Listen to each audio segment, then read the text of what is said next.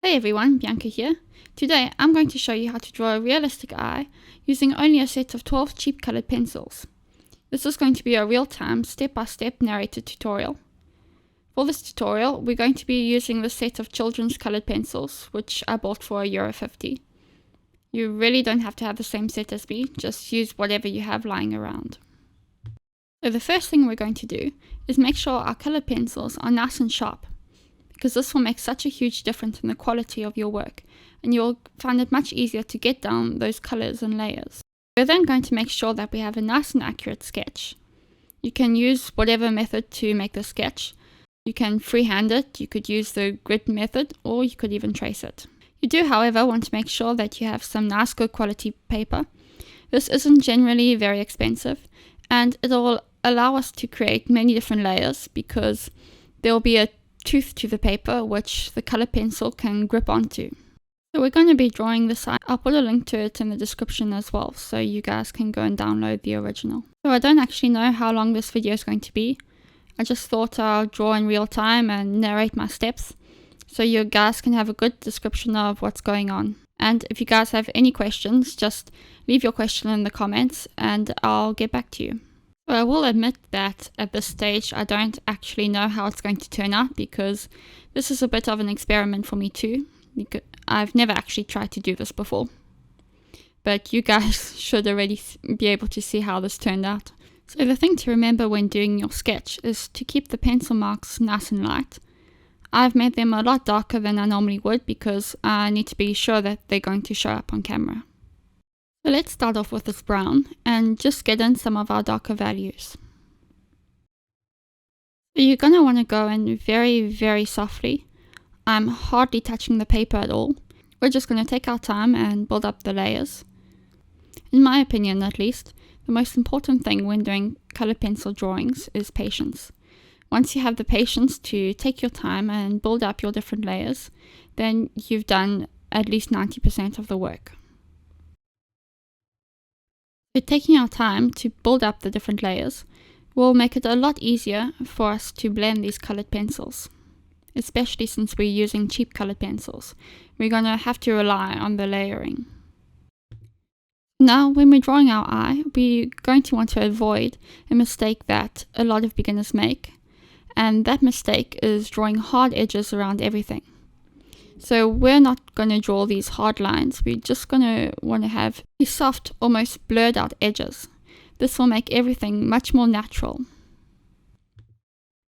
Remember, we're pressing very lightly and keeping our pencil sharp the whole time. This will just make things so much easier. So you may think that you're wasting colored pencil by sharpening it so much, but in reality you're actually saving so much because your drawings will just come out so much better when you keep your pencil sharp. Your drawings will just be so much more accurate and you'll be able to cover up that white space. So now we're just going around the rim of the eye.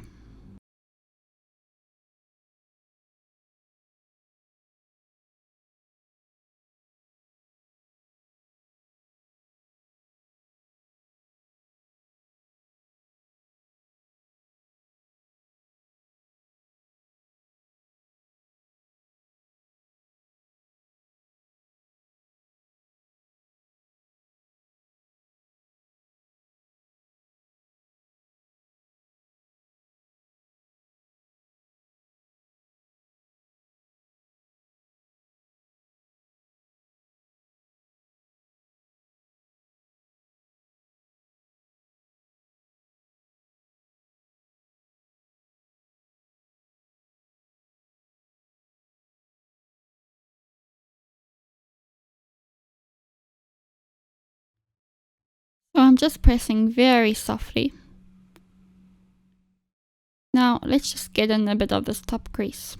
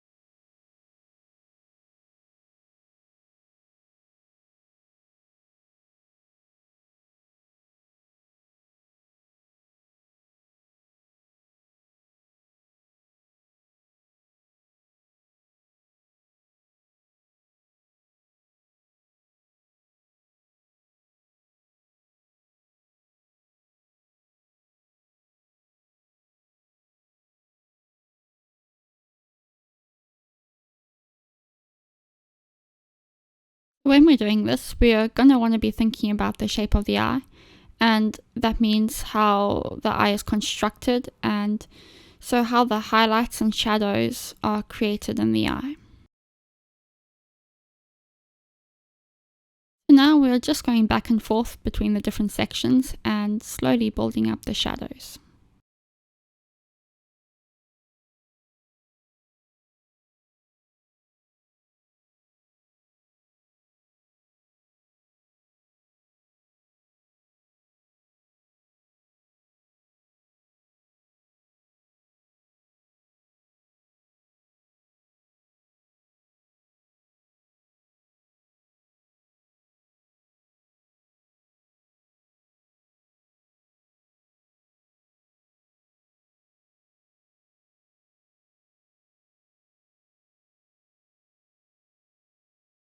So remember, we're going in very lightly, as softly as we can, and just slowly building this up. I'm barely touching the paper.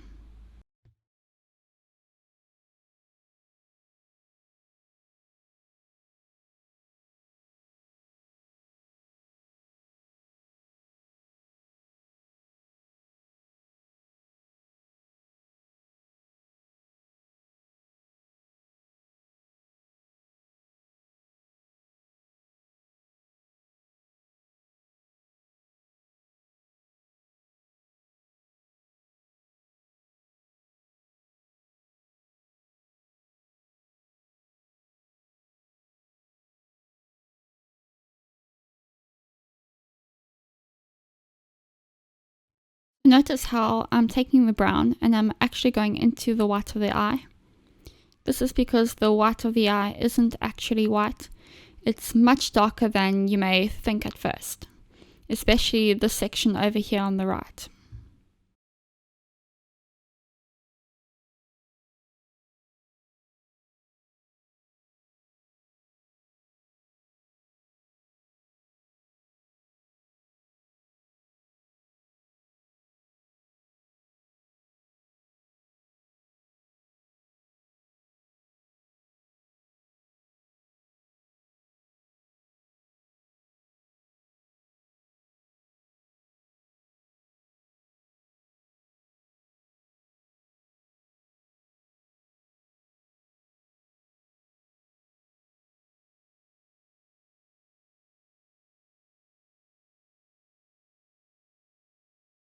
So this is just a base layer we're putting down for now.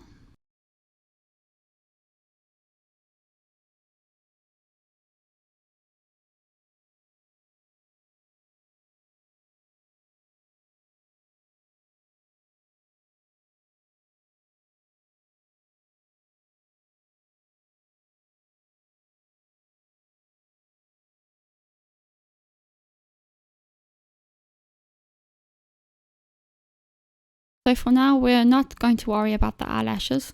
We'll deal with these a bit later. That way we can get down the nice smooth background color, and we don't have to draw in between the eyelashes.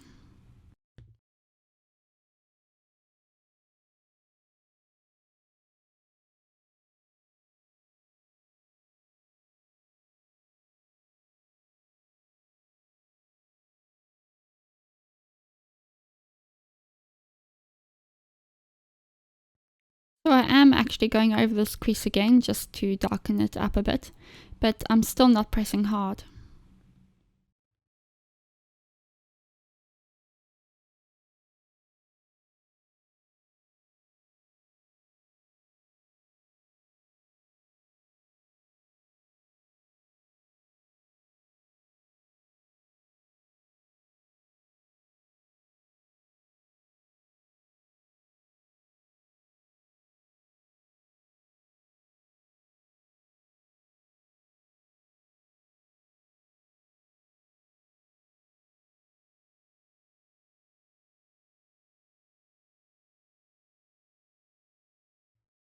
So here we're going over the bit where we have the eyelashes, but remember we'll deal with all the detail later. We're first putting down a very thin base layer.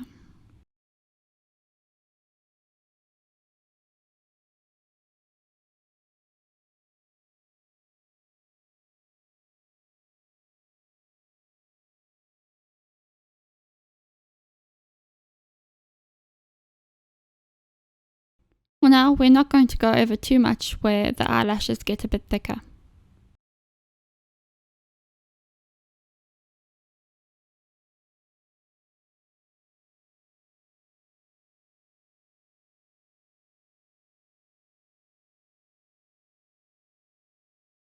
Remember to keep your pencil nice and sharp.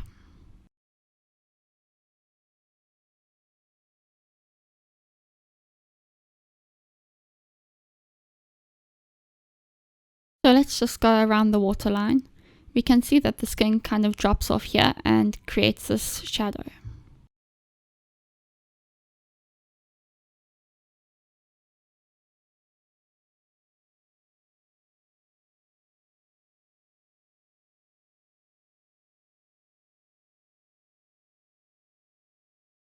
So in this part, the skin actually curves around and is being shadowed by the upper eyelid or the actual eye.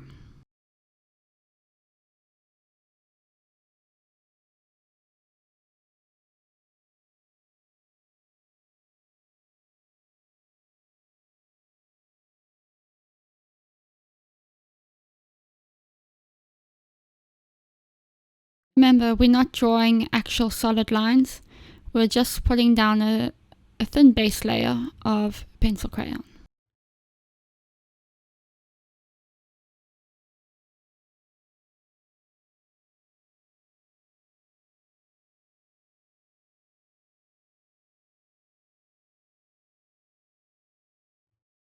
We'll do this area a bit later on. Let's go back to the darker side.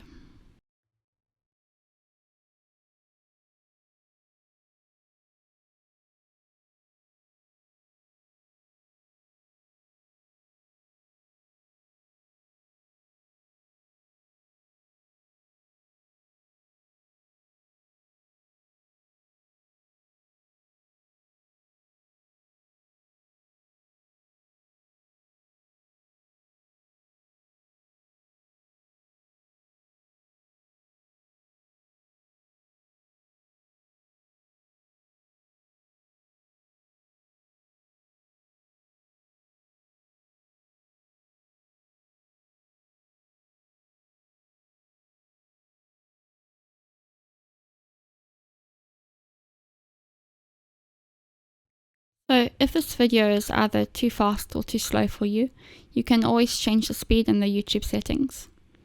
But I really want to show you guys the whole process in real time.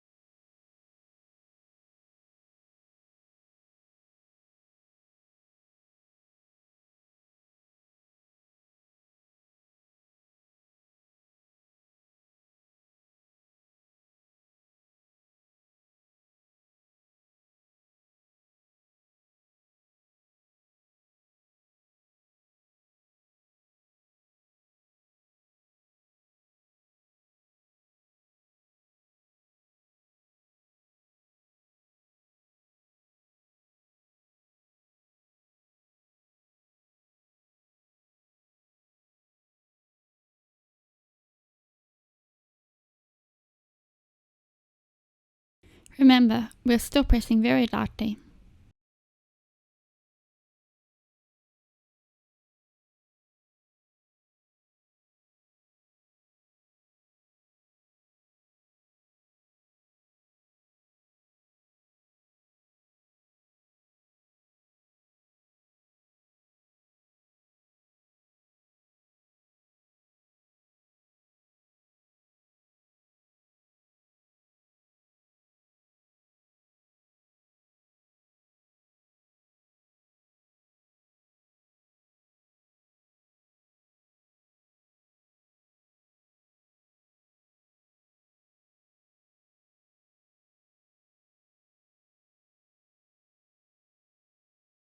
I'm really going in as lightly as I can.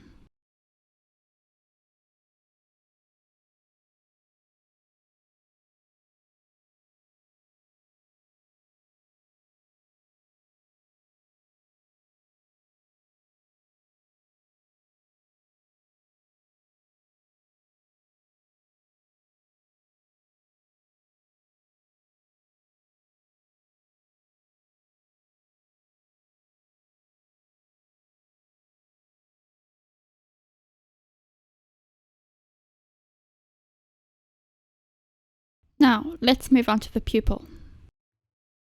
So we're going to ignore the highlights in the eye for now. We'll come back to these much later on in the drawing. For now, we're just going to go in with the black, and here we can press hard because we know that this is going to be pure black and we don't have to add any layers on top of this.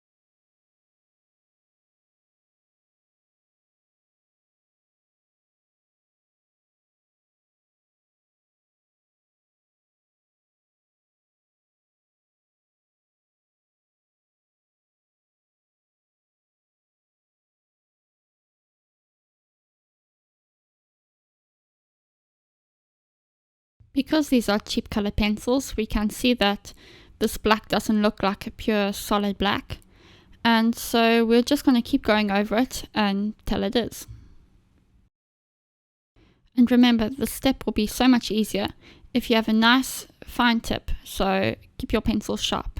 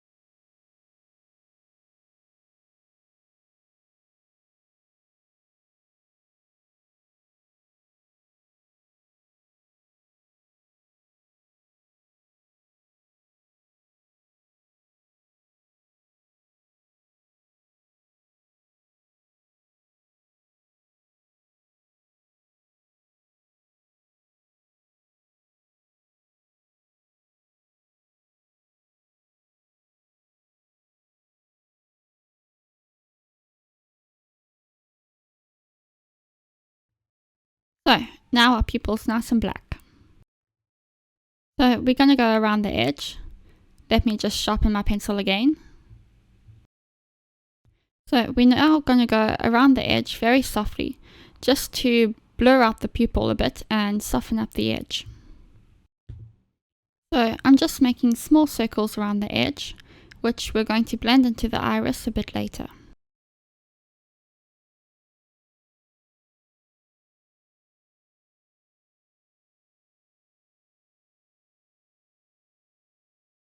Remember, we're just kind of blurring the edge of the pupil.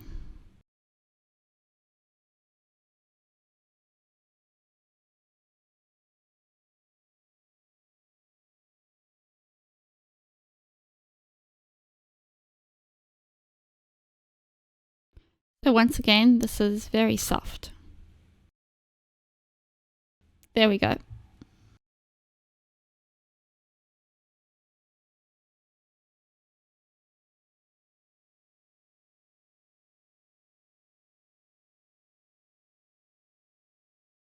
So we're now going to define the area where the iris meets the lid. And you can see in the eye that this lid is actually casting a shadow over the iris. So we're just going in here very lightly with the black.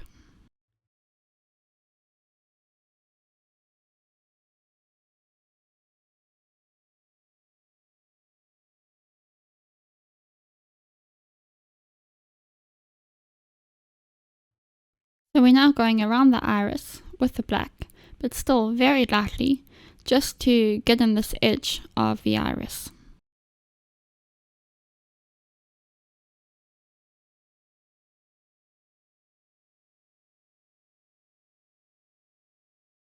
At this stage, it just gives us an idea of where we're going. So remember, we're not drawing a solid line, we're just slightly defining the outline.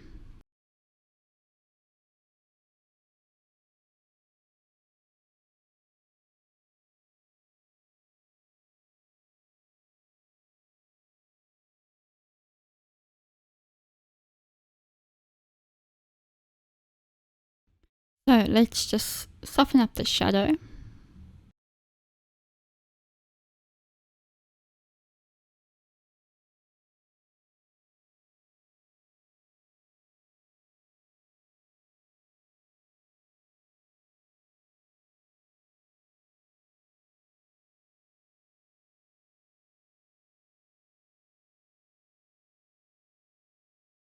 So I think we're first going to get down a base for the white of the eye before we actually go into the iris.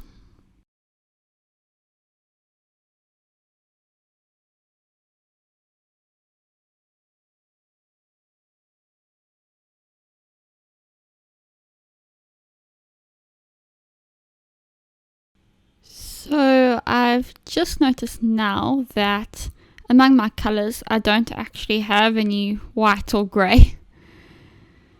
So the inside of the eye is going to be a bit tricky. But it doesn't matter, we're going to do it anyway. So let's just start with a bit of light blue and see how this goes.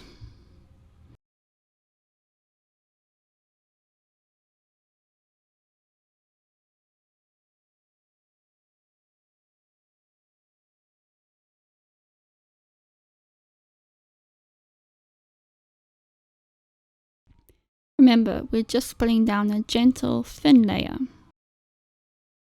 So anyway, what I thought was going to be a tutorial video is becoming me trying to figure out my drawing in real-time video. Anyway, I hope you guys can still benefit from this, and kind of also just gives you an idea of how I go about problem solving. Anyway, let's just hope this comes out okay. I actually think this would have been so much easier had I had some grey in here. Anyway, that's why you should plan ahead and don't do what I'm doing.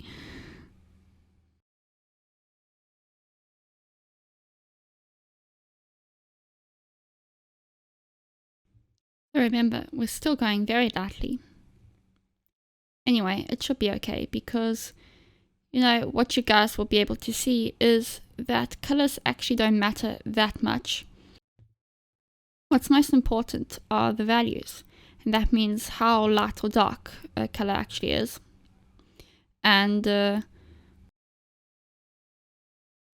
once you get your values correct, the drawing will always look pretty realistic, even if this blue is very saturated. What saturated means is just that the blue is very vibrant, and so not a color that we would naturally find in the skin tones, or in this case the eye tone.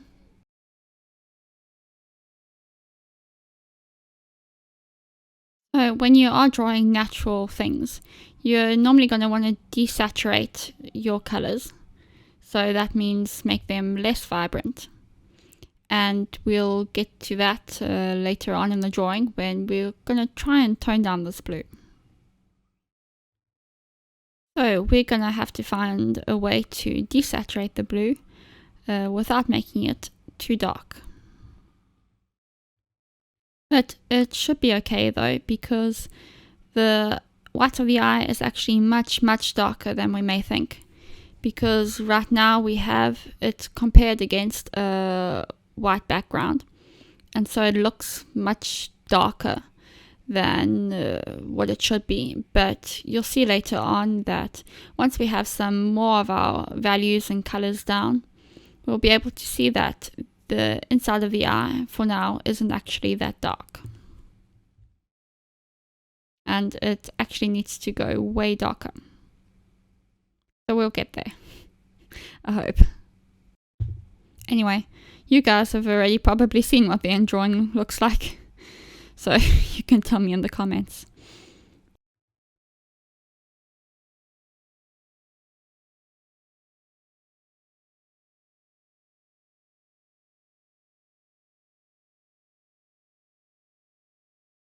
So let's just darken this up and desaturate the blue with a bit of brown.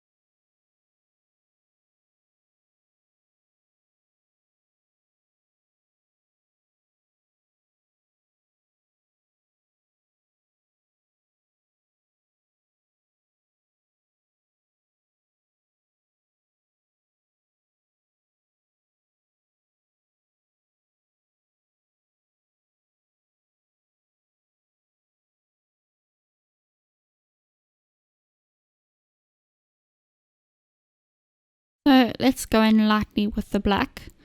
Remember, very lightly, just to darken up the brown a bit, because it turns out the brown isn't actually that dark. Just very softly.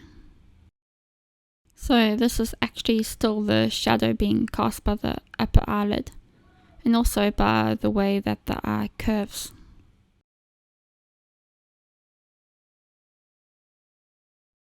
So we really want to convey that roundness of the eye.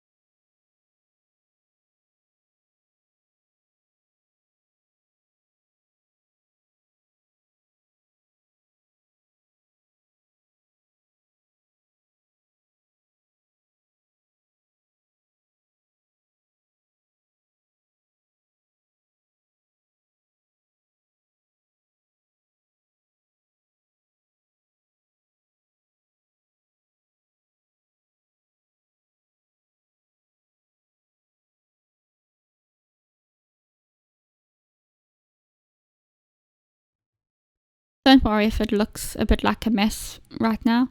It should come together by the end.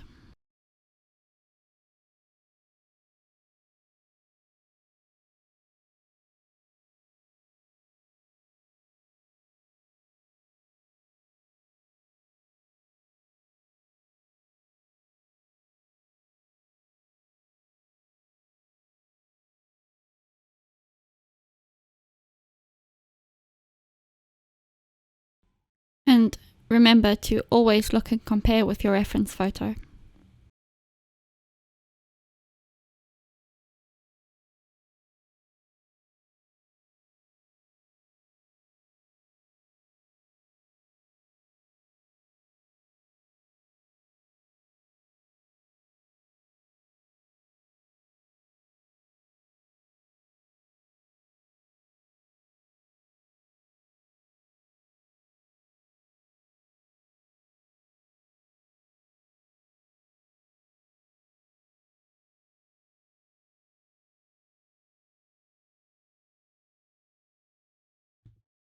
We're going to put in some reddish tones.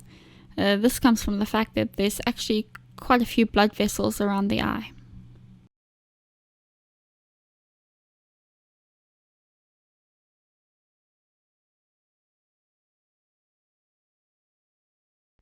So let's just add in a bit of red down here at the bottom.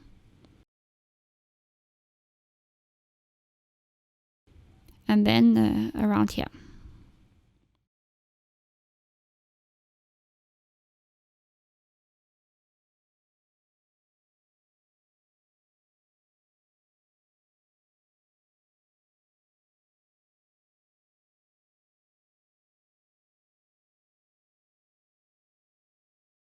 I know I keep saying this, but it's so important that you guys go very lightly.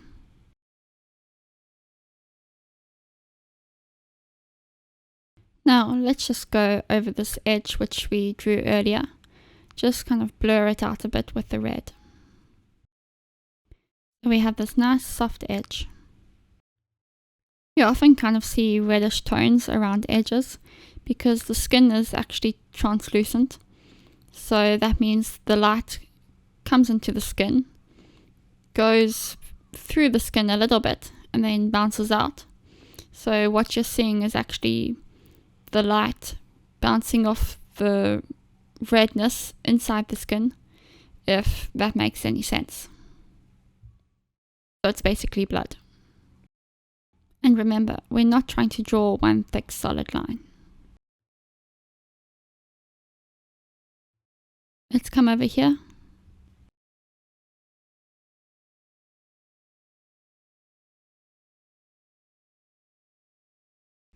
So let's just be careful of the waterline.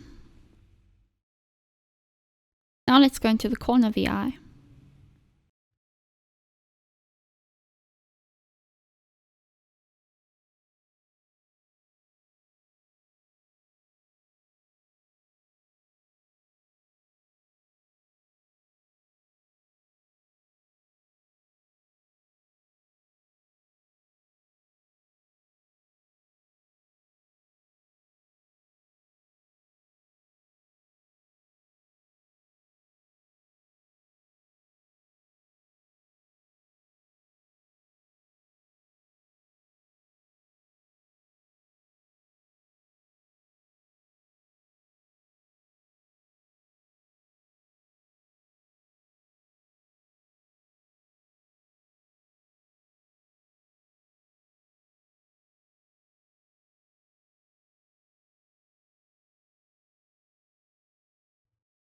There's got a lot of red here.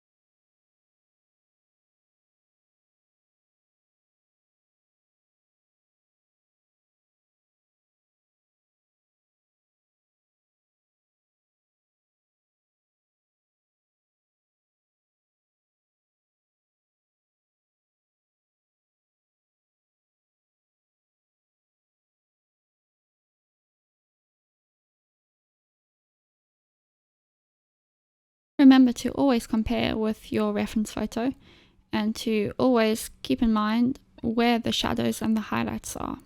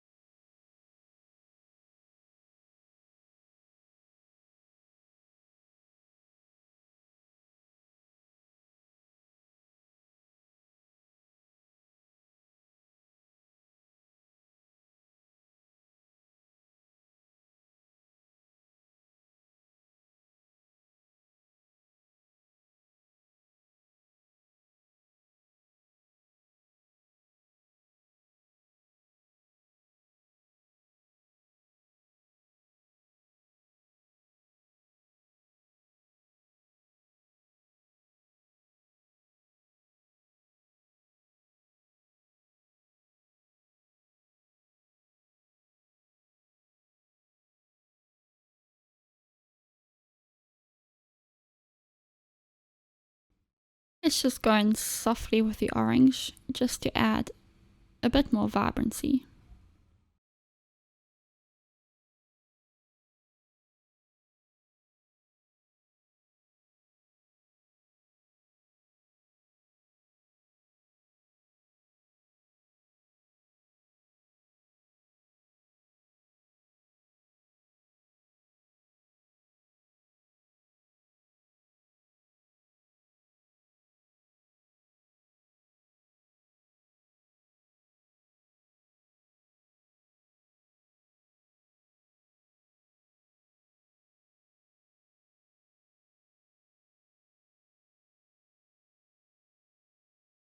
Let's just add some orange in here quickly. It just makes the skin seem so much more alive. But we'll focus on this area a bit later.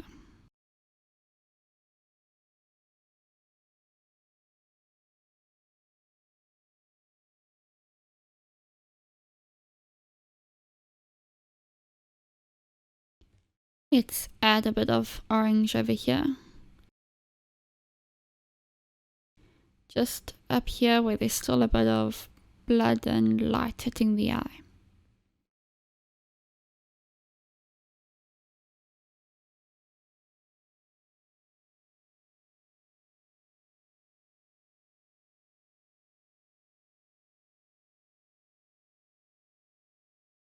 Let's go in with the pink.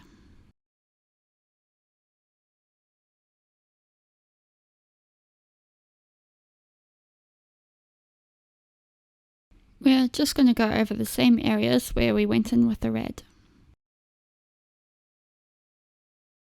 It'll just soften everything up a bit.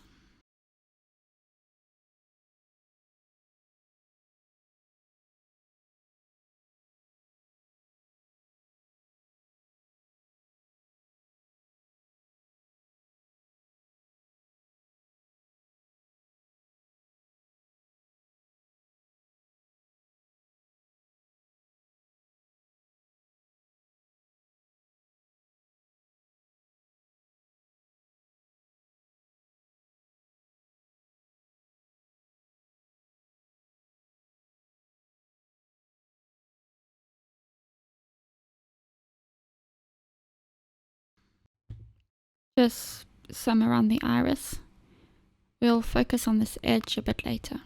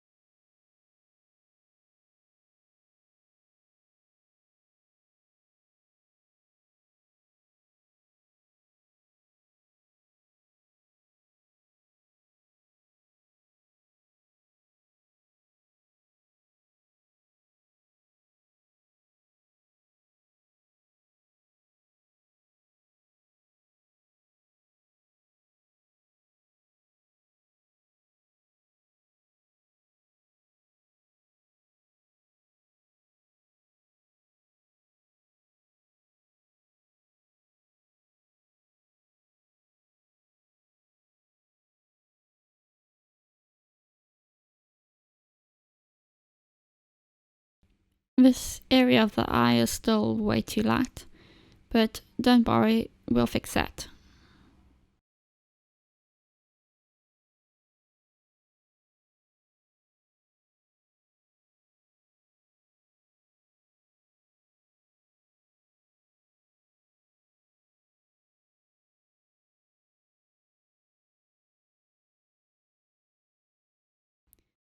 Just get some pink in there. Just slowly building up our layers.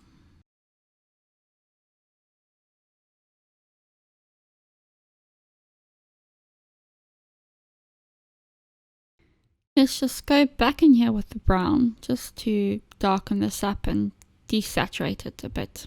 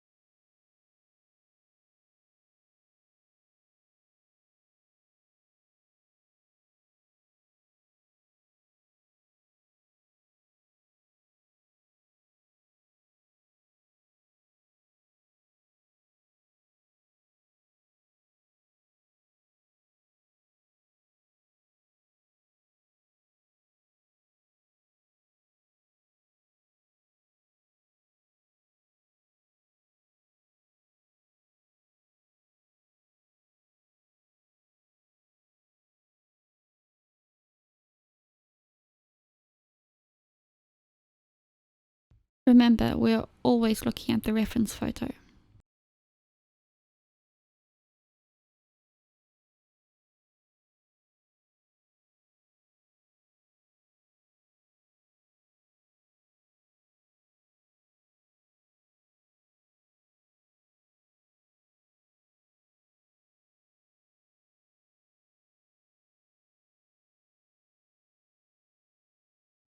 So this is probably looking pretty dark to you right now, but like we said earlier, this just kind of looks very dark because it's up against the white. But we'll see when we put the iris in and some more colors in around the eye that this is actually not as dark as it appears to be right now.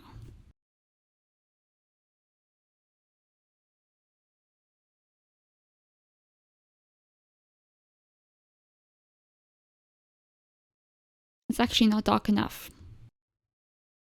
And it's just something that you kind of have to train your eye to see. A huge beginner mistake, and it's still a mistake that I make all the time, is actually not going dark enough. But I have actually made another video on a lot of tips and some things that I learned in the beginning of my art journey, about 2 years ago now. But this video was what I'd learned over the course of the year, so you guys can check that out if you're interested. But this is one of the tips that I explained in that video.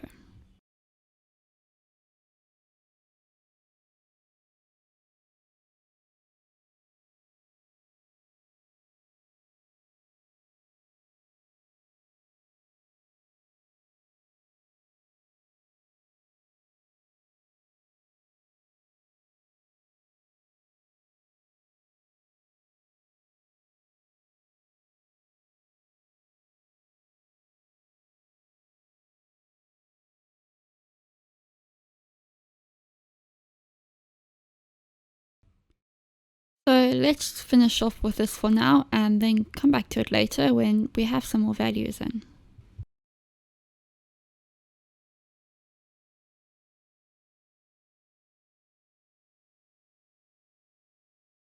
Okay, let's just quickly go over to the other side of the eye, but we won't do too much more here for now.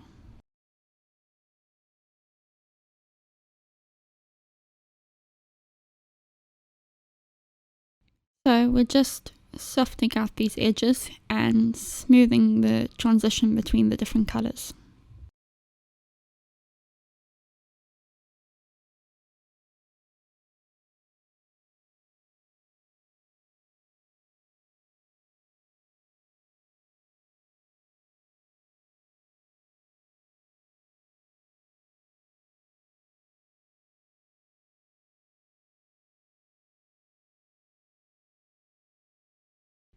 Let's take our pink again.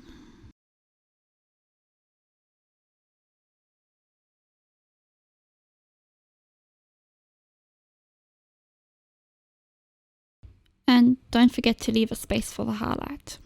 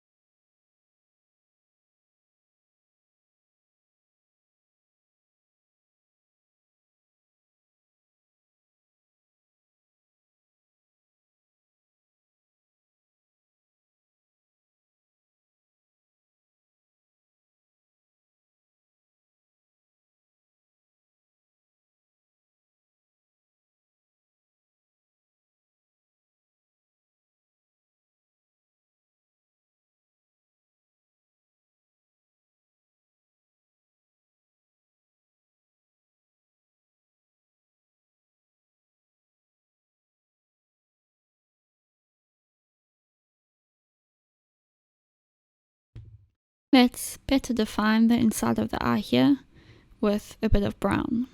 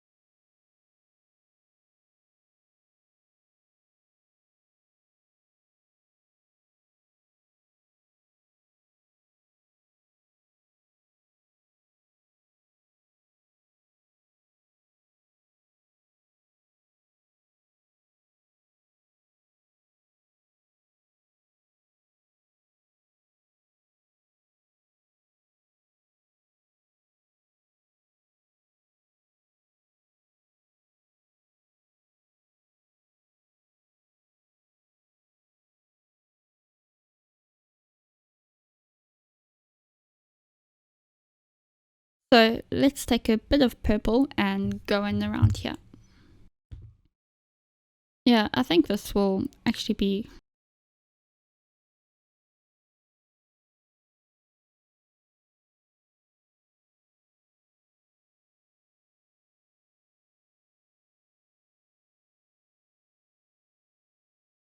quite a bit easier if you guys have grey.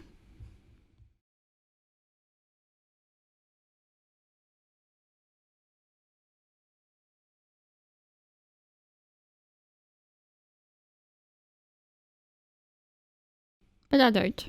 So let's see where this goes.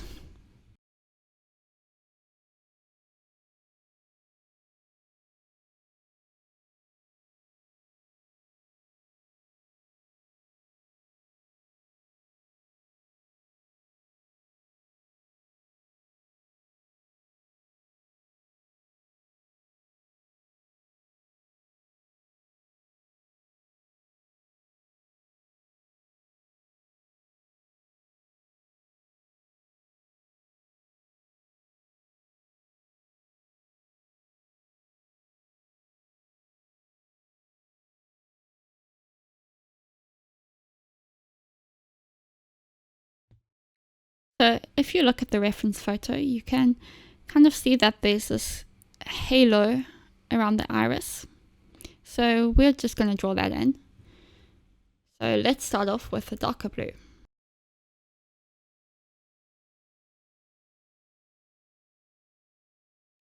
So let's just go softly around the iris. And once we've finished with the iris, we'll come back in and blend this into both the iris and the white of the eye.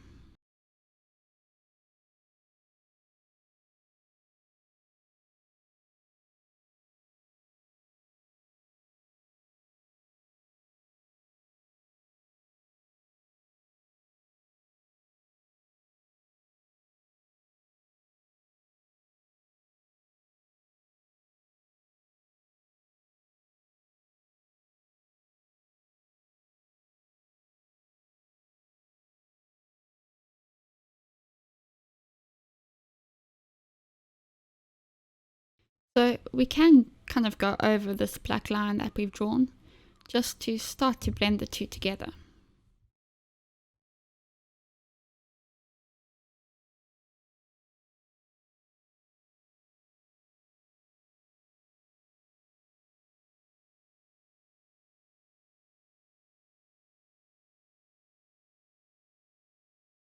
Let's add a bit of purple to some of the areas, but we'll refine this all a bit later.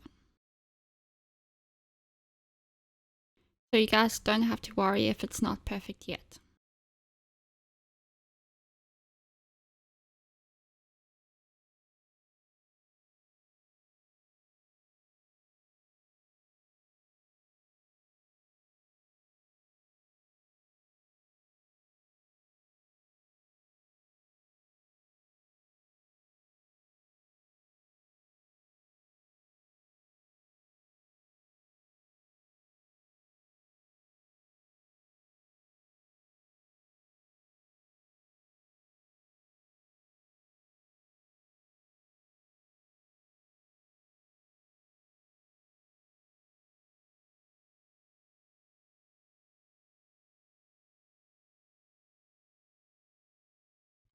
Let's just take a moment to have a look at our reference photo and take a look at the structure of the iris.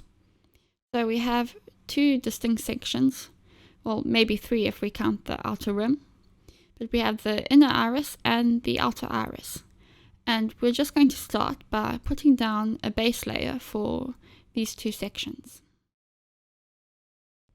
So let's start with the inner iris. We're going to take our yellow and we're going to color in the yellow in the direction of the inner iris.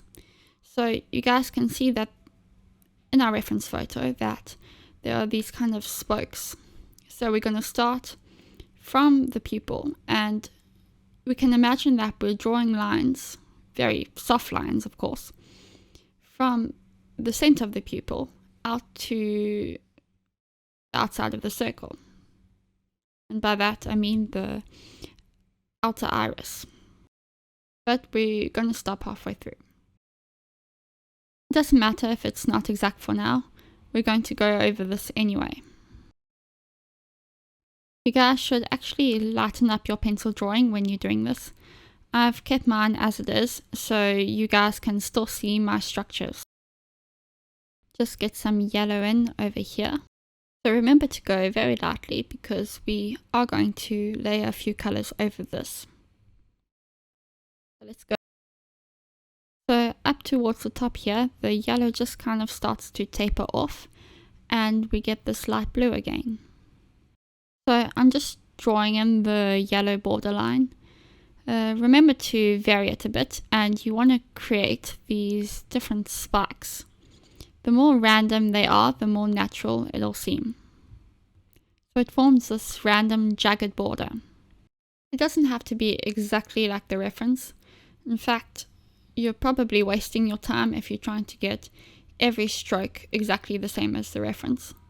Well, I kind of do it with some of my drawings, but as long as you have the same idea, it's just as effective.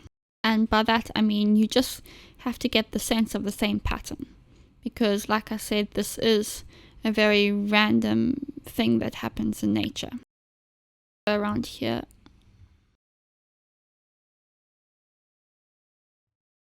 I think that's okay for now. So let's take the light blue now and add it into some of these areas.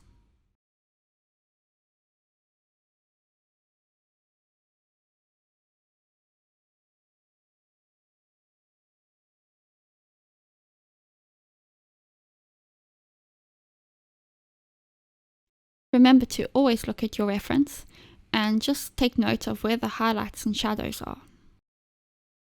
Let's just get some of these streaks in. We'll draw over and around them and redefine them a bit better a bit later.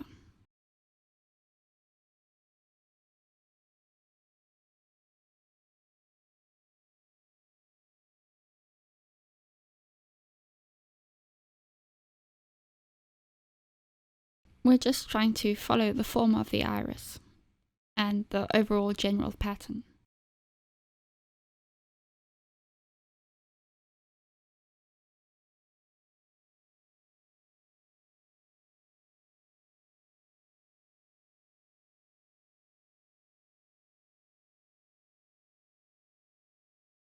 Just go over some of the yellow.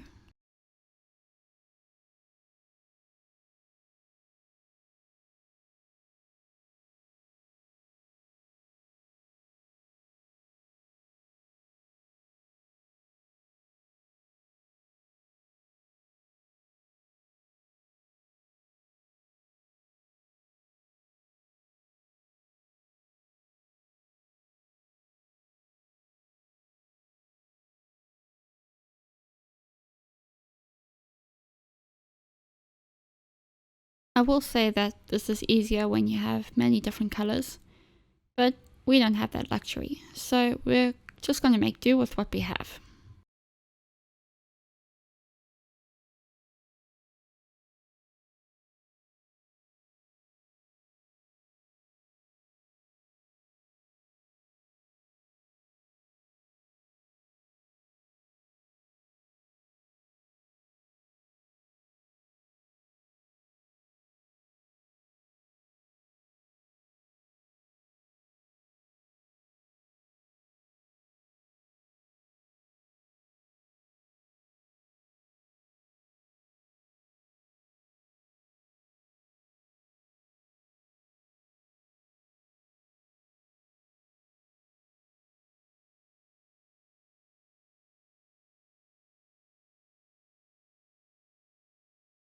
So this blue is also quite random for now.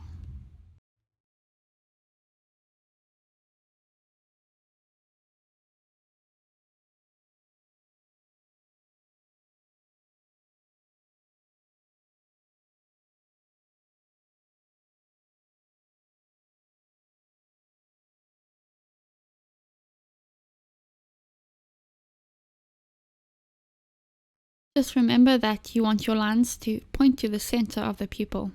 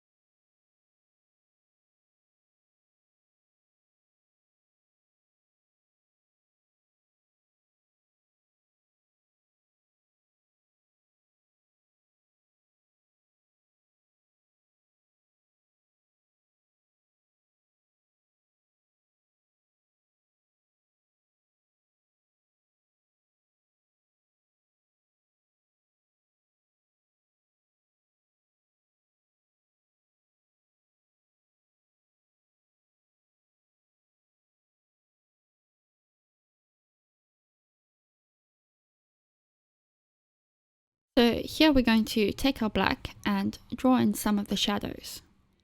However, here we are going to pay much more careful attention to where we're putting this black, because once it's down, it'll be quite difficult to draw over it.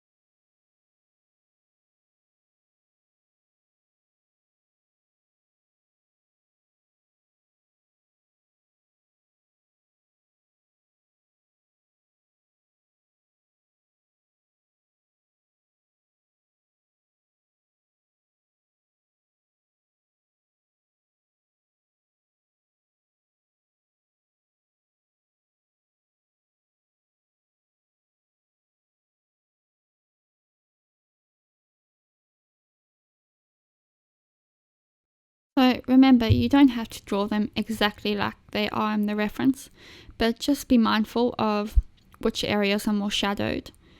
And remember to vary your peaks, so your black lines. Vary the shape, the length, and pretty much just how they formed. Because the more random they are, the more natural it'll seem. Let's just go a bit into the yellow here.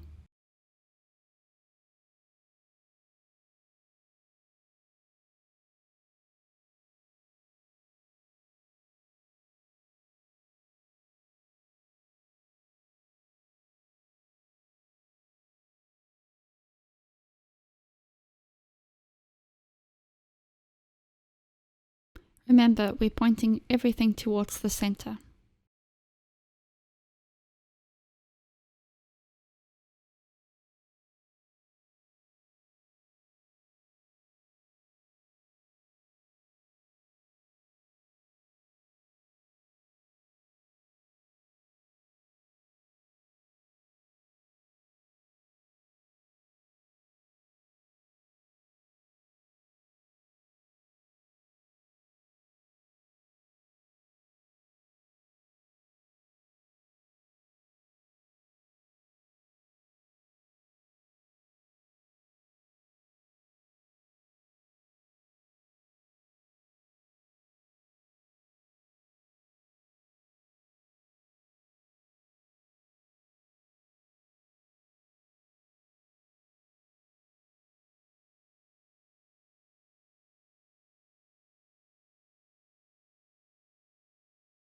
So we're going to add quite a bit of black up top here because there is quite a large shadowed area.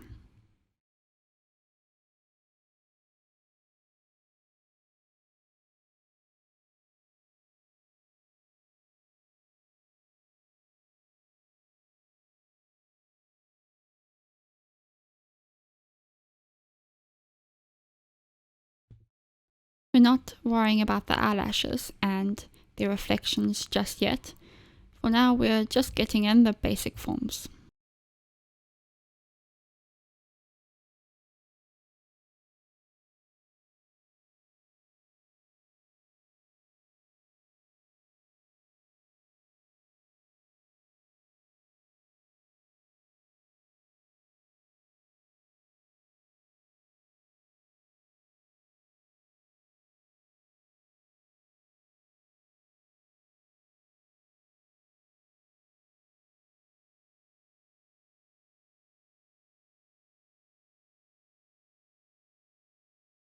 So if we take a look at our reference, we can see that there are some black streaks coming out from the pupil, which we're just going to indicate for now.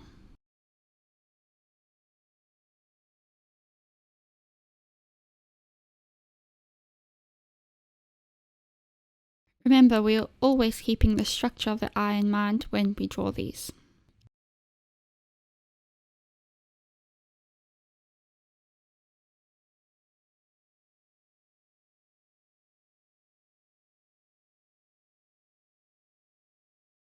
So remember, we're maintaining the randomness of these streaks while keeping the form of the iris in mind.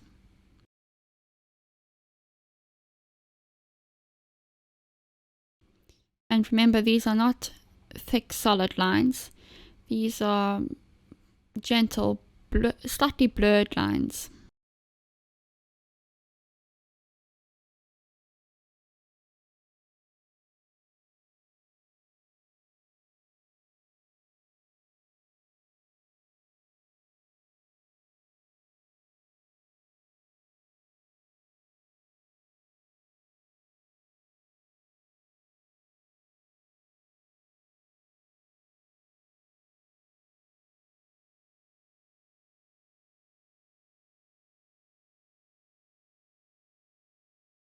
So the iris is actually quite dark.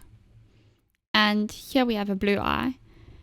And the funny thing which I've learned is that blue eyes aren't actually blue, they're grey. And if you don't believe me, you can always take a photo of a blue eye and use a color picker, and you'll see that they are actually more grey than blue. It's just something to keep in mind.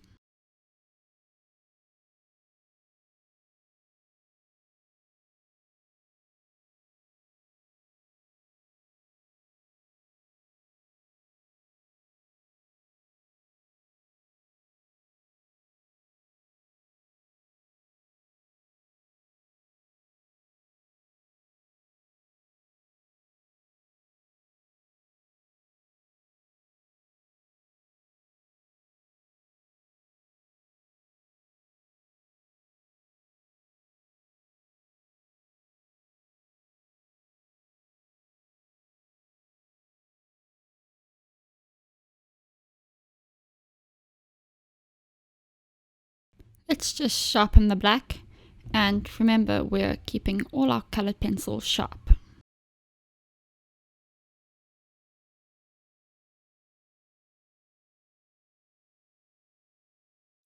Let's go over some of these lines again. Just give them a bit more definition.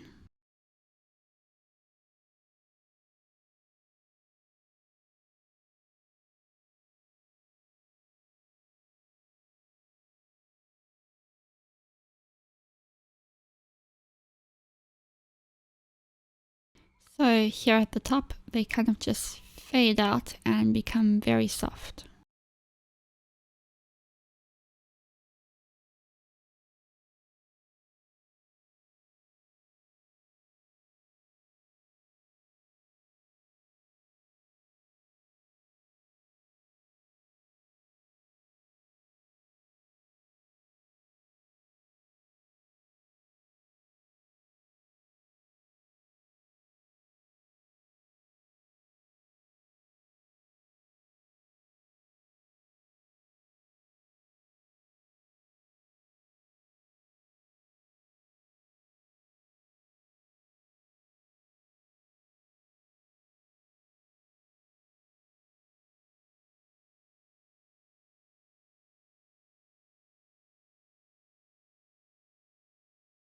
So we're just slowly building up the structure of the iris.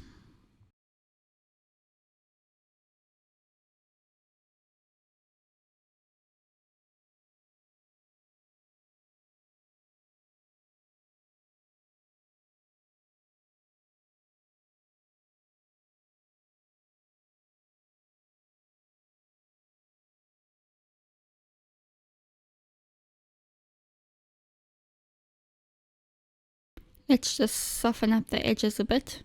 We don't want any hard lines.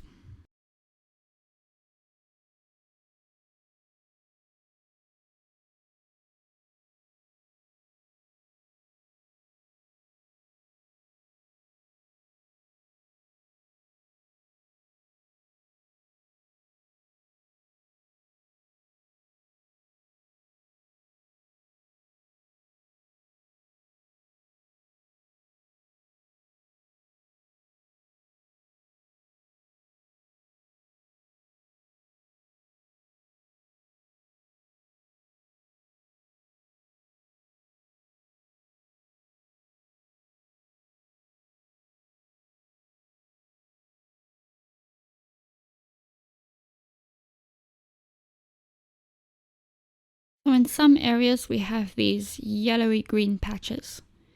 So let's just go over this and start to define these patches.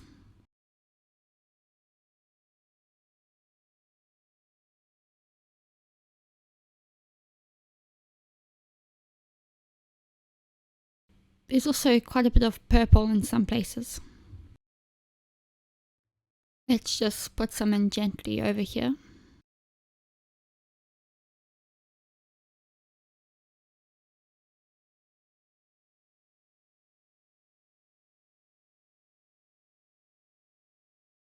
So the purple just kind of spills over the edge into the white of the eye and forms this halo.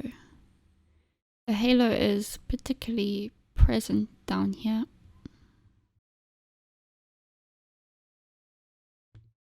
So let's just add a bit to the white of the eye.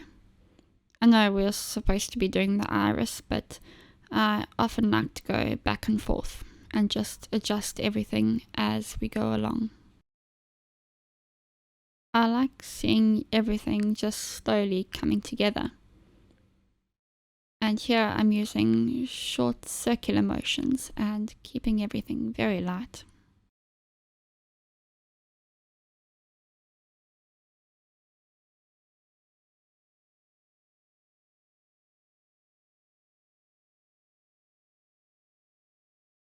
For now, everything is much too light, but that's okay. We're just slowly building up our drawing. I know I said this in the beginning of the video, but for me, patience really is the most important thing. Once you have the patience to just take your time with the drawing, you've already done most of the work. This is also in my other video where I give these drawing tips.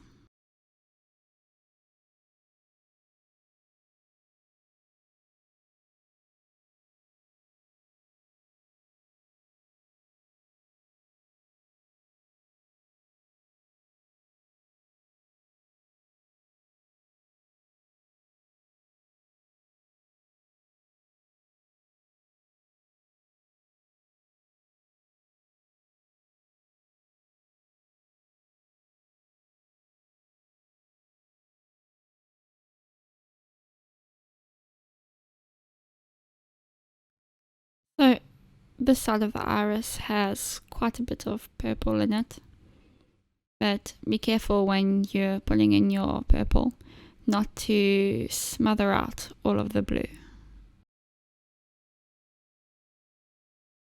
Well, at least the light blue anyway, because we're going to be going over the purple with the dark blue anyway.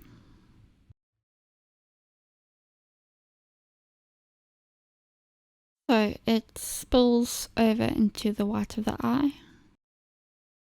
Let's just go over the lighter sections again with this light blue.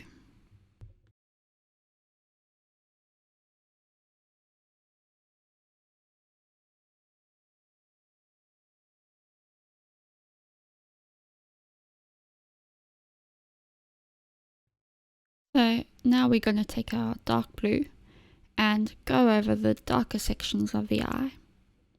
Remember to look at your reference and not go over the spaces where we need to keep the light blue, because these lighter sections of the eye helps give the eye this sort of glow.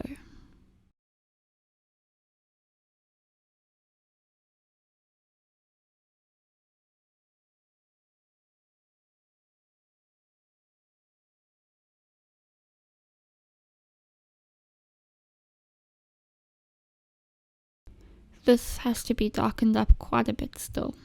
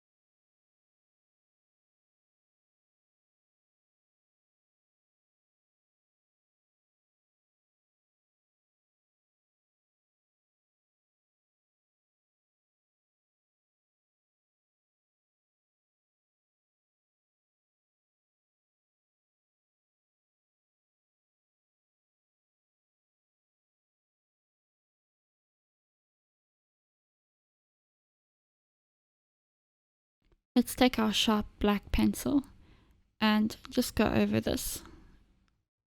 Just darken it up a bit.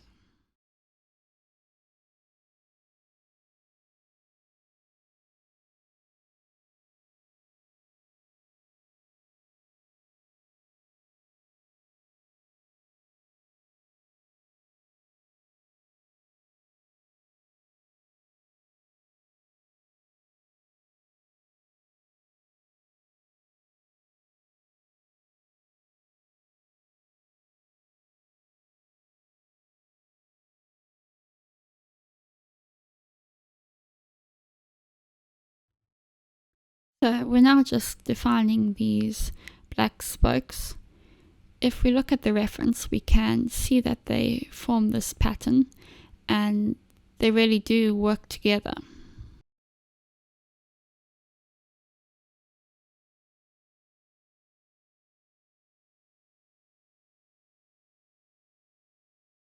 So we're now just going back over these colors and neatening everything out of it.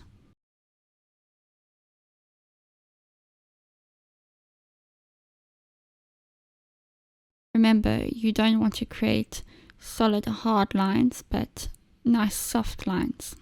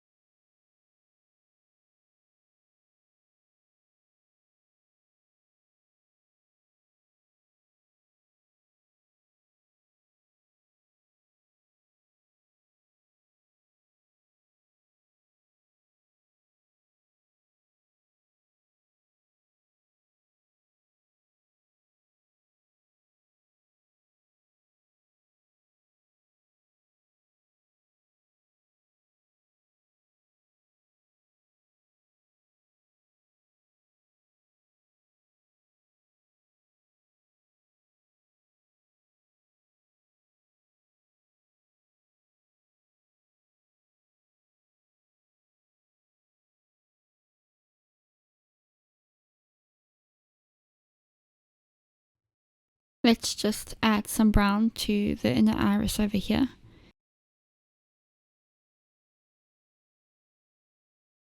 If we look at the reference, we can see that this section of the inner iris is more orangey brown.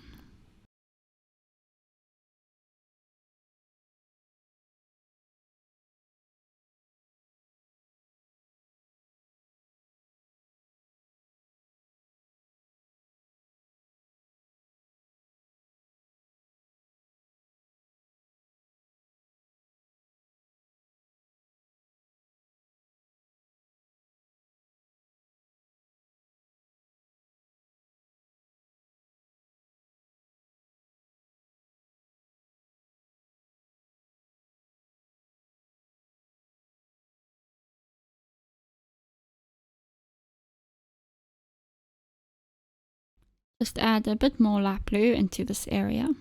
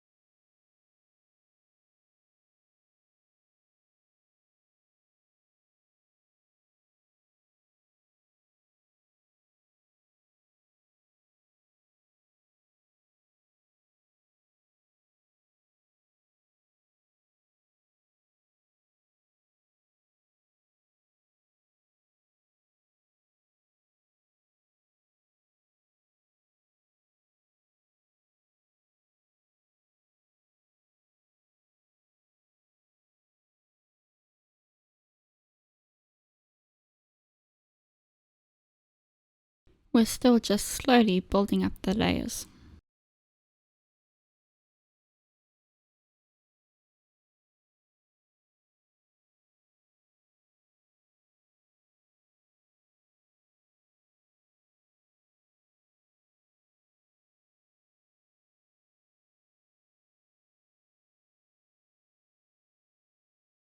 Now let's go in a bit with the orange over on this side.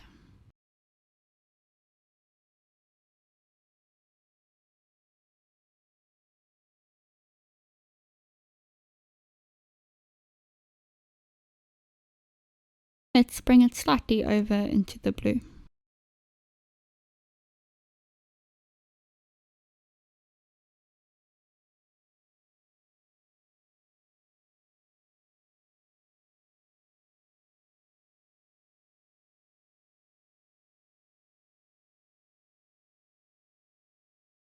Let's go back in again with the dark blue.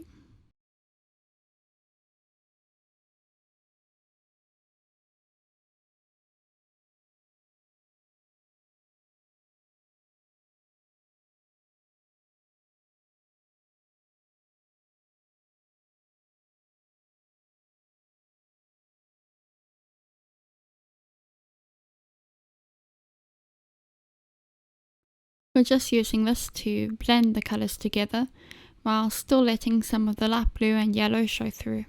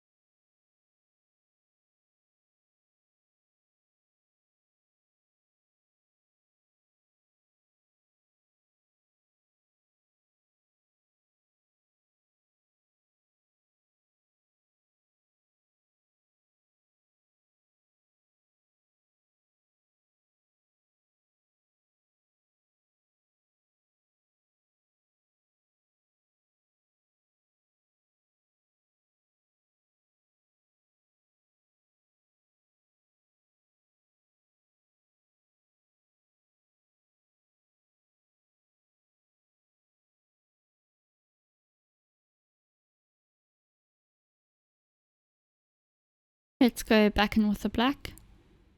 Just keep it nice and sharp.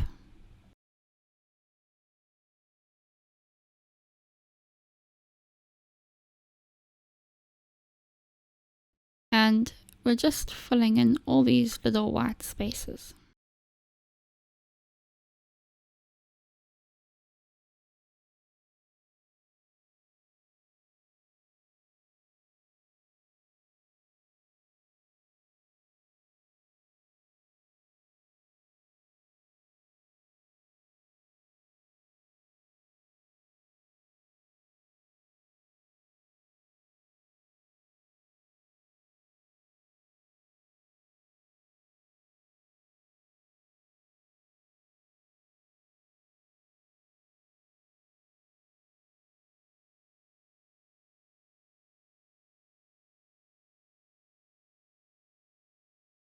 I'm still pressing quite gently.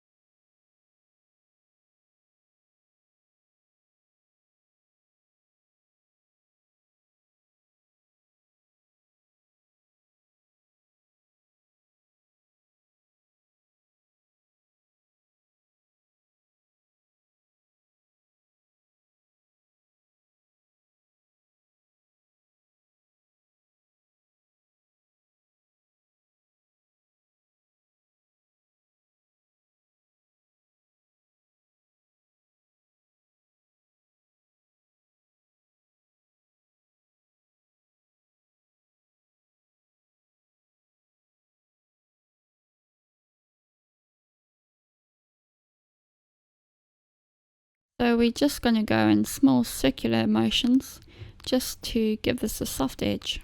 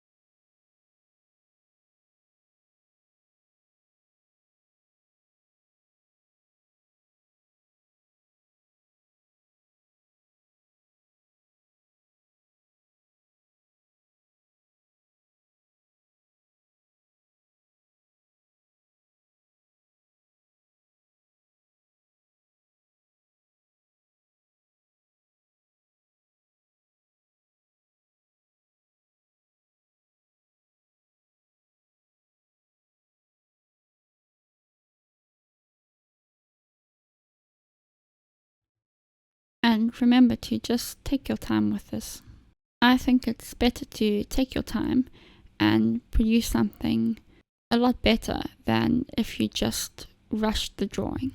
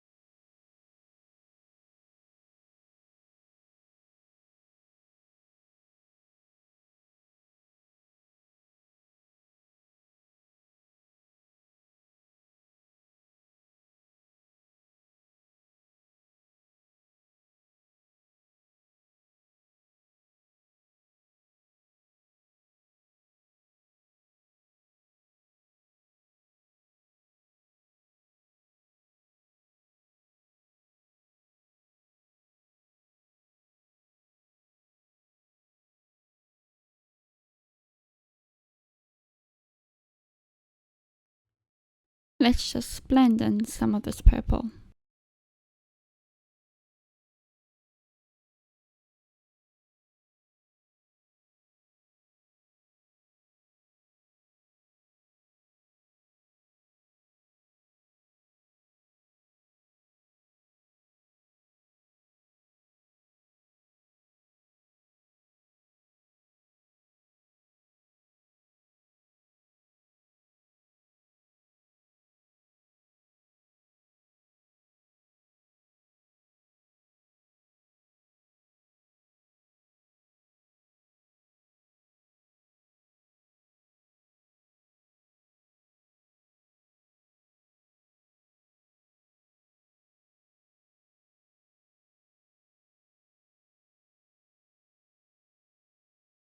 Let's just put some of this light blue back in.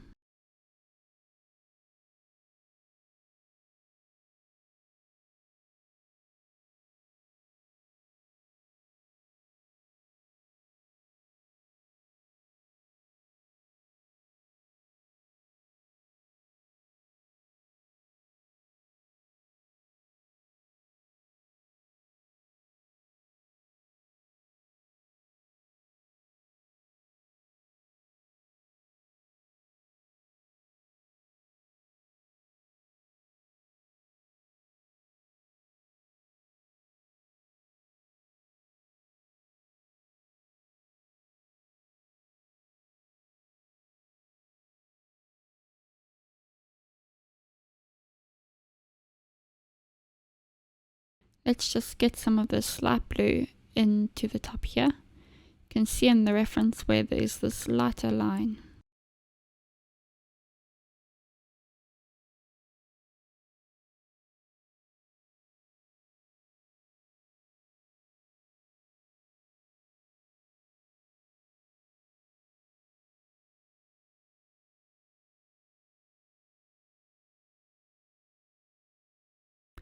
Let's just blend this in with some black just to give it a softer edge.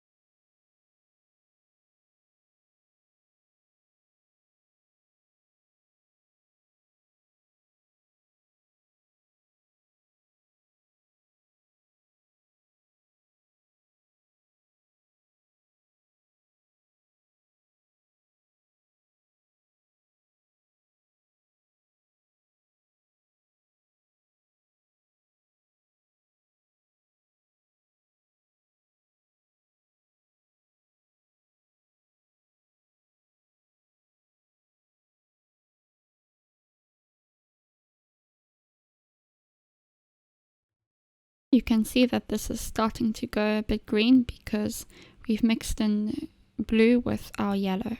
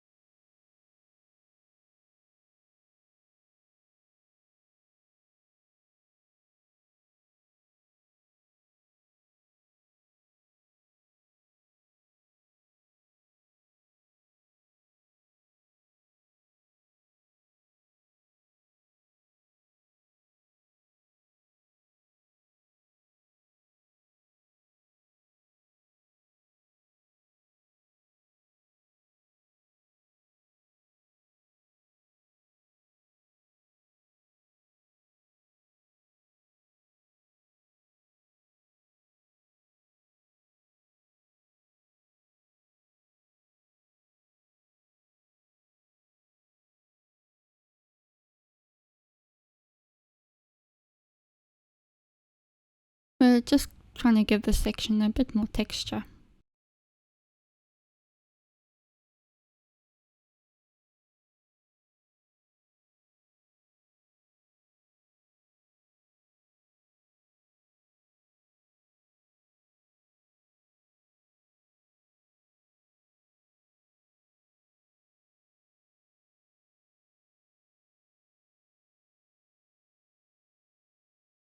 We're just defining the shape of some of these black spokes. You can see in the reference that they kind of grow out towards the edge of the iris.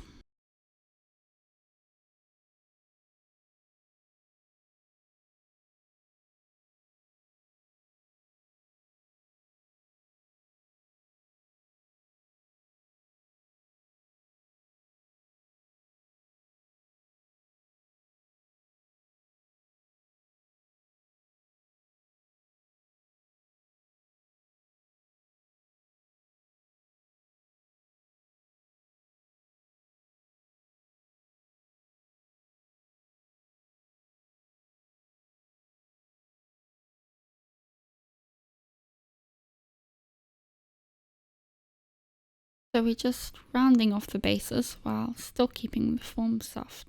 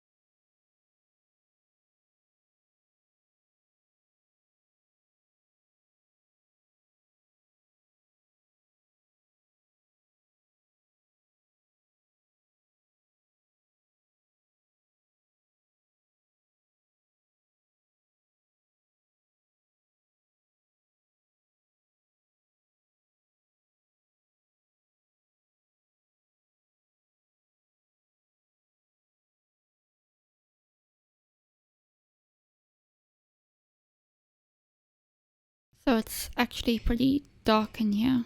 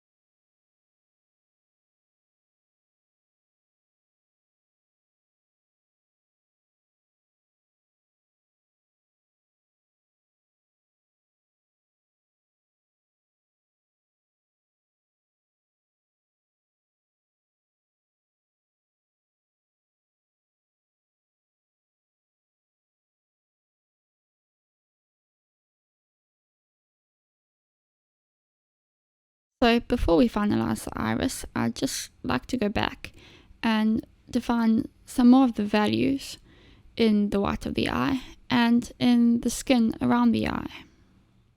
So if we take a look at the white of the eye, we can see that what was looking very dark earlier is actually looking pretty light now. So we're going to need to darken this up. So let's go in lightly with the brown.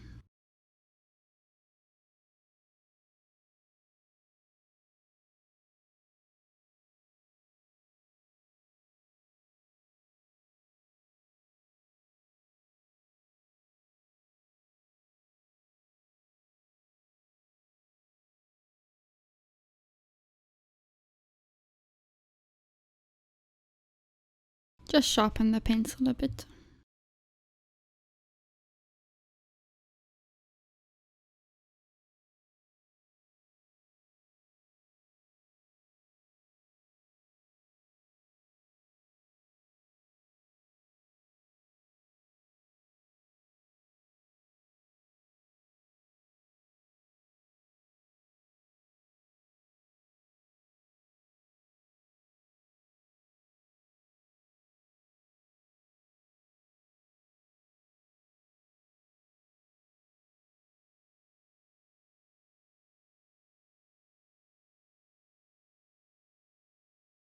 In gently with a bit of black.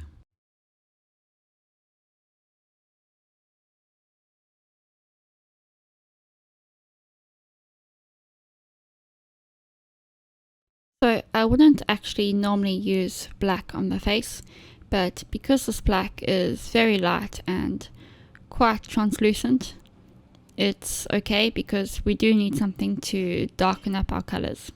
But if this were a more expensive black, I would rather opt for a different color, or I should say rather a more opaque black.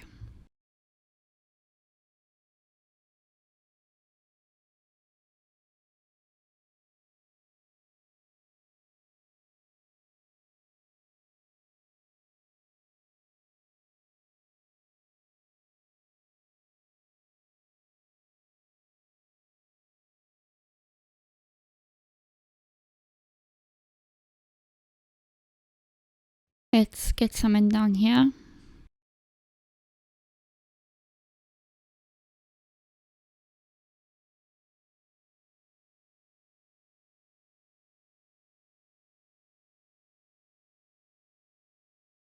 Let's go back in with the red.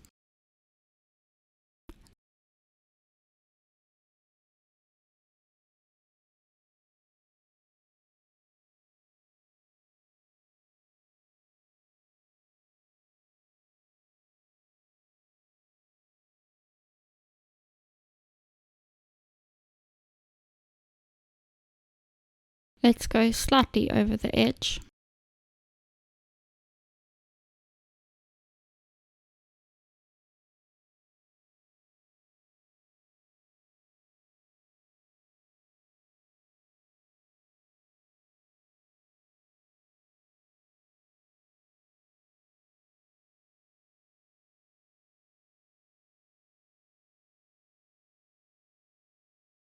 And here again, where the shadow meets the highlight, where we can see the blood vessels coming through.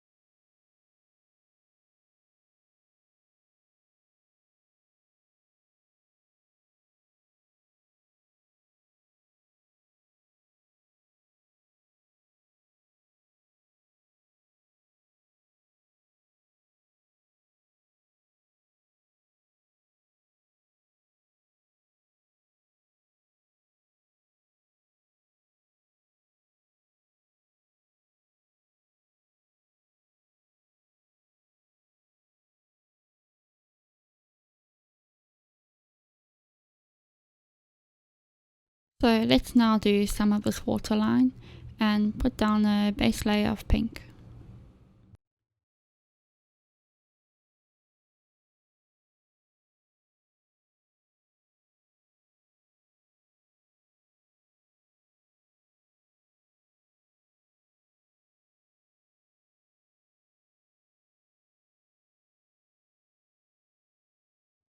We're still just slowly building up the drawing, and remember to keep your edges very soft.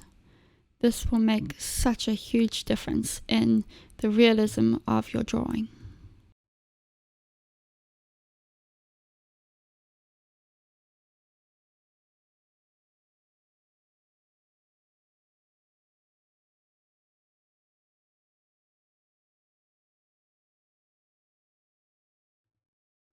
So we're always paying close attention to our reference photo.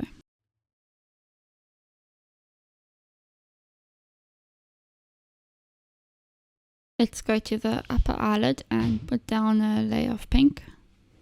Just keep a space for the highlight of the upper eyelid. We'll come back to that later.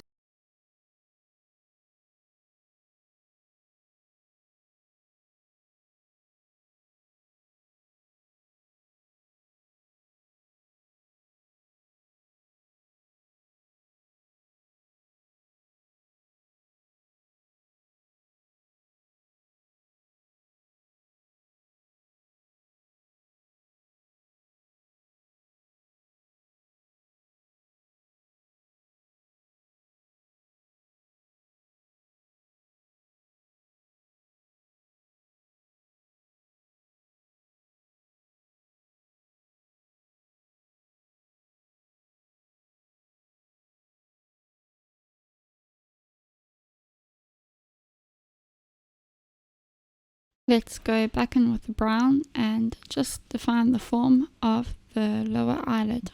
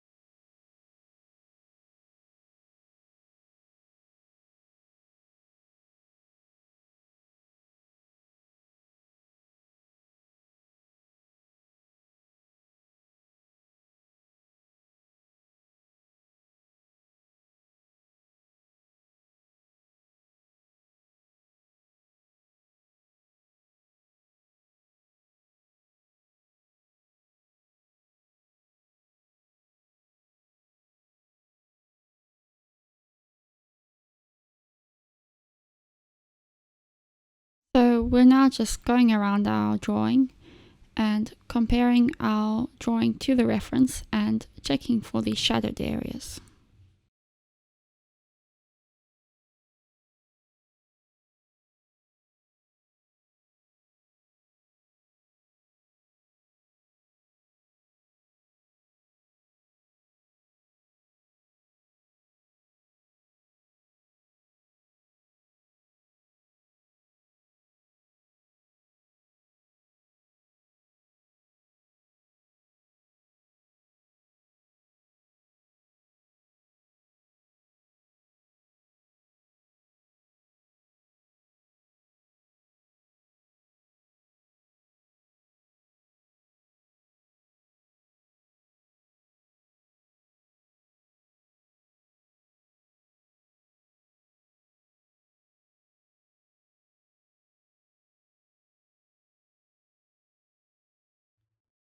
Let's go in with the orange and just brighten this up a bit here.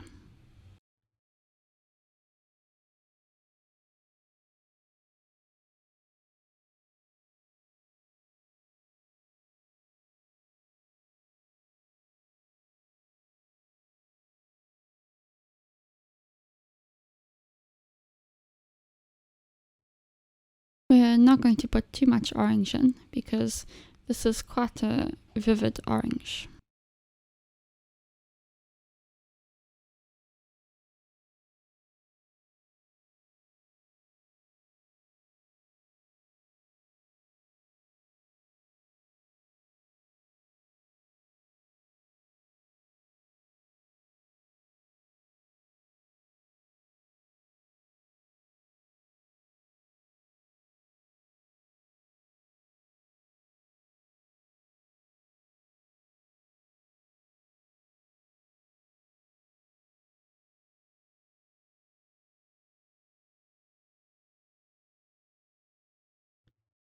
Some yellow over here.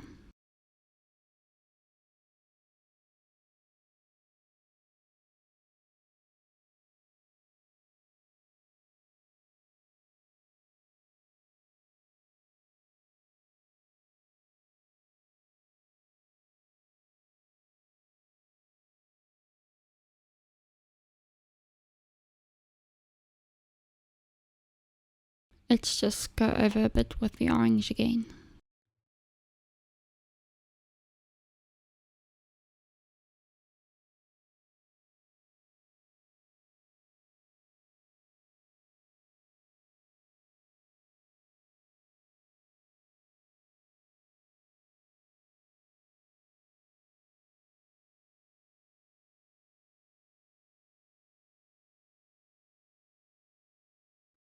Let's just go back in with the black and give this edge a bit more definition.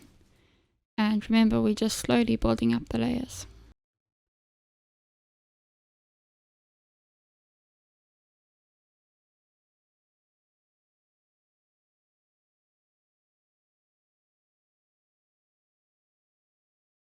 Let's just soften this out a bit with a bit of pink.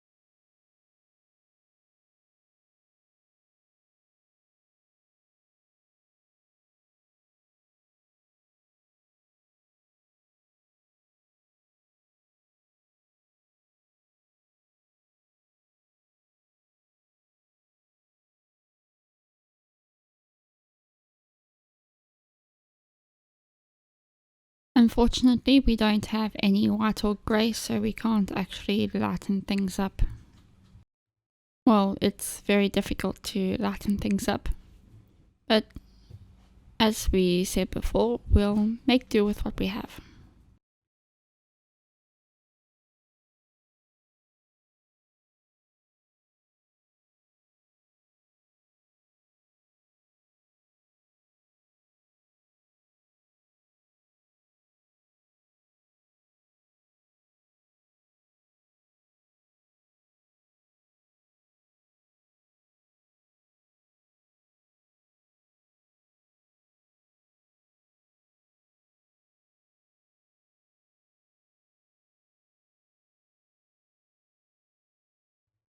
So we're just trying to blend in the pink with this brown here.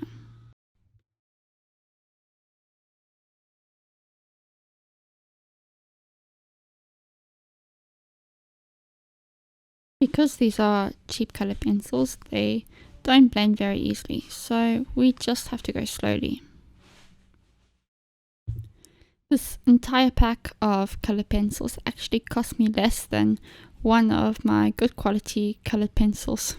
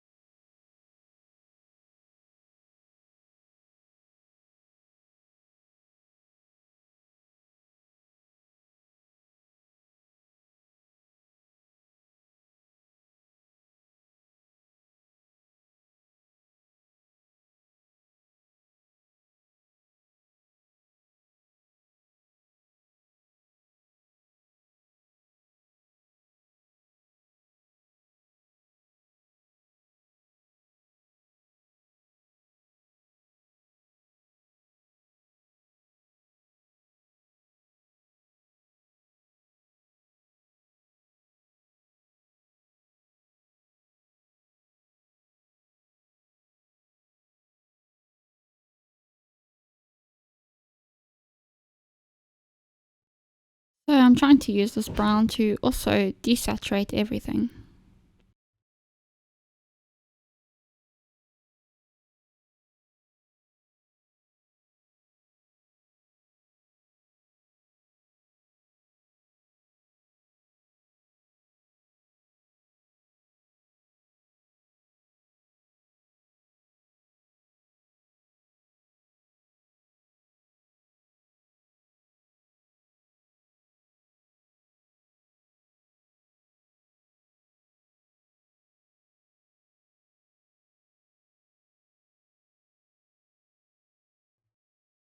So we're just going through and slowly adjusting the values and colours as we go along.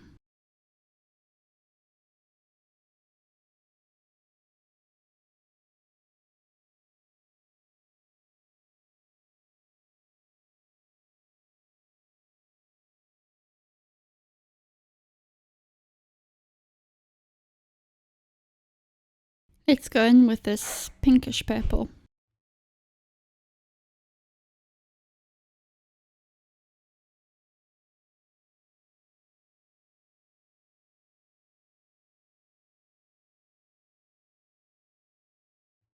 But if you guys don't have the same colours as me, it really doesn't matter. Like we said before, the most important thing is the values and not the actual colours. So how light or dark the drawing is.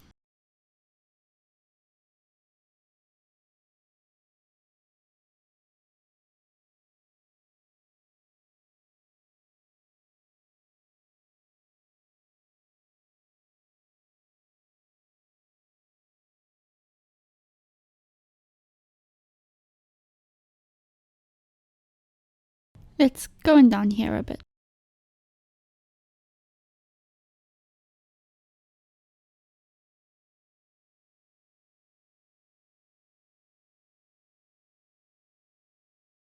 All of this should be much darker than the waterline.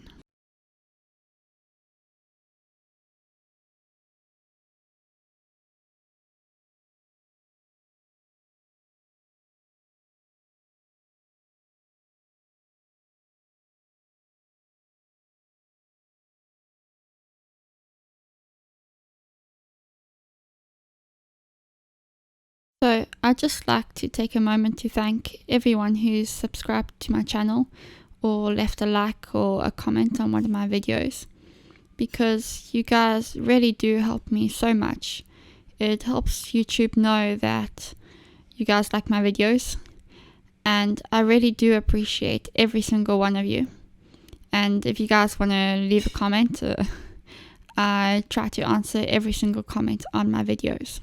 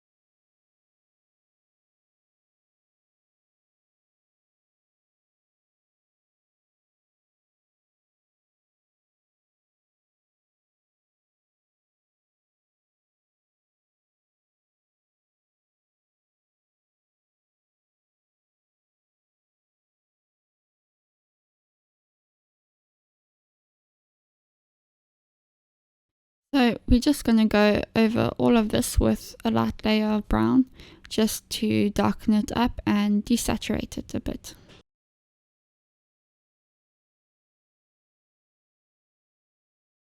We're just going to put a bit more brown on this bottom crease where the skin is actually darkest, because it folds back underneath the eye, and so it's in quite a bit of shadow.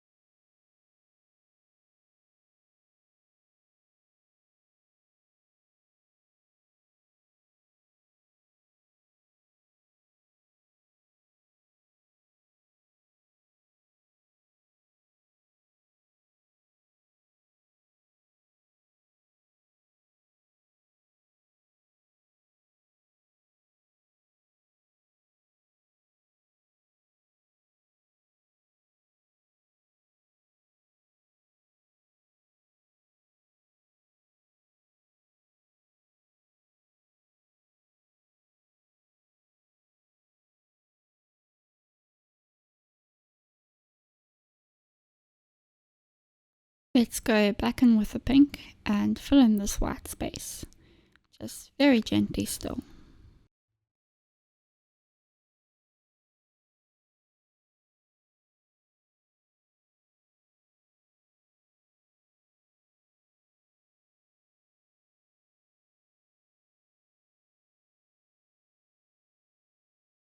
Let's take some of this light blue and blend it with the pink, just to create this light grey color.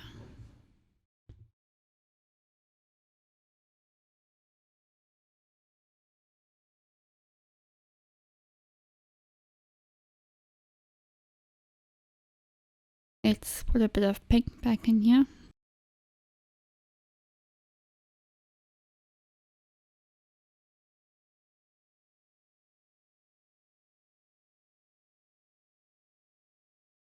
Let's get some of this darker purple inside the white of the eye, just to help create this shadow.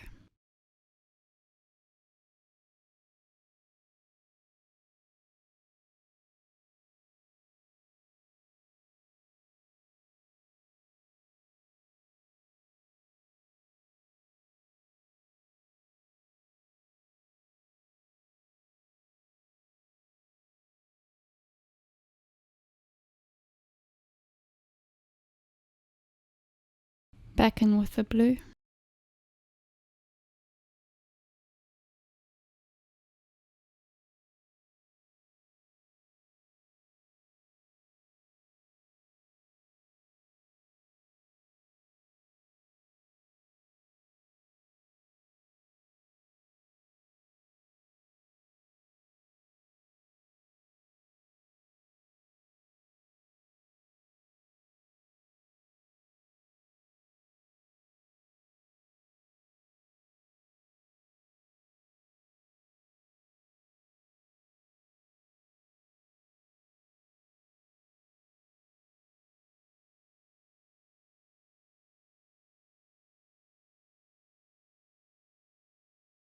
We're gonna go over with the blue in this lighter part, because even though it is the lighter part of this dark section of the white of the eye, it still is pretty light.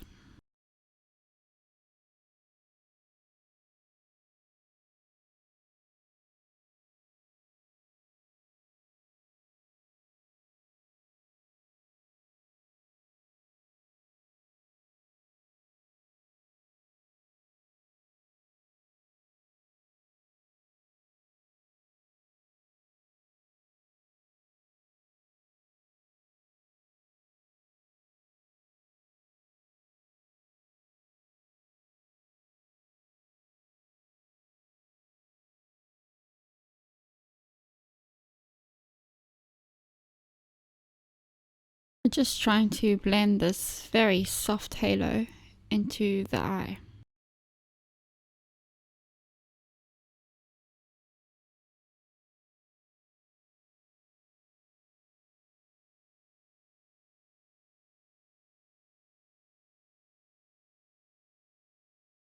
Some darker blue.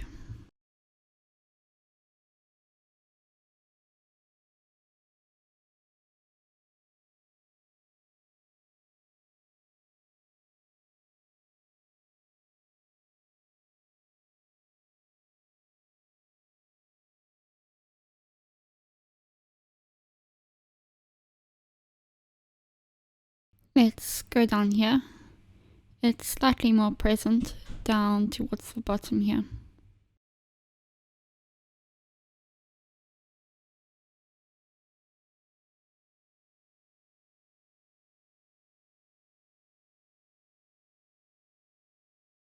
We are just trying to give this eye a bit more depth.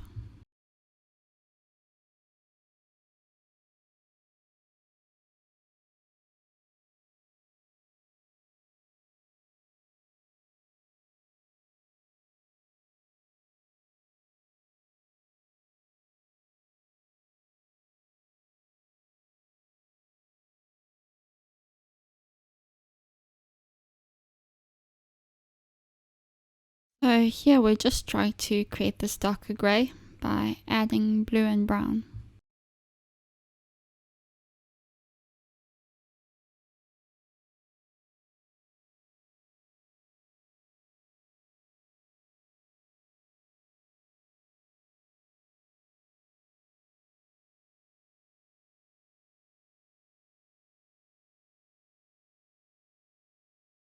Let's put some up here.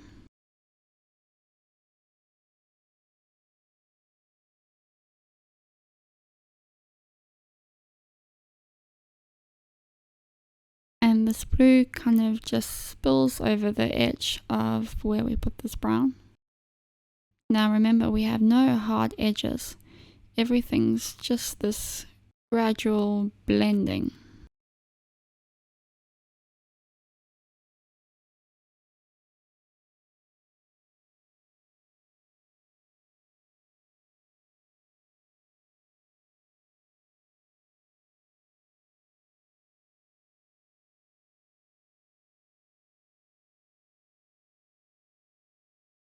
So let's put some of the brown back in. We're just trying to create this darker grey.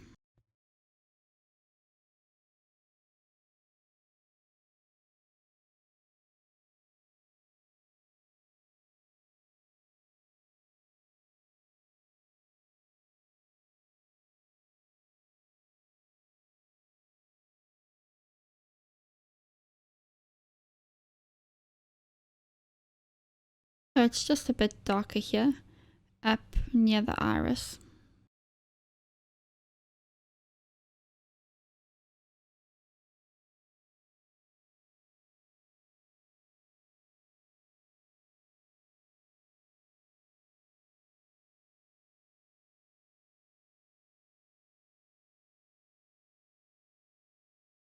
So we're going back in here with the brown, just to desaturate this area a bit.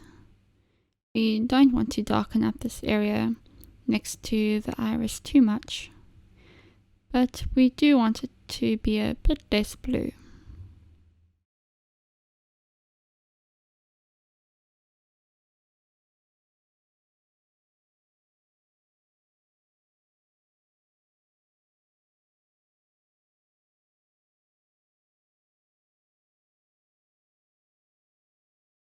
So let's go back in with the light blue, and we need to be careful here because this is the lightest section of this part of the white of the eye, and we can see that it does have this bluish tint to it.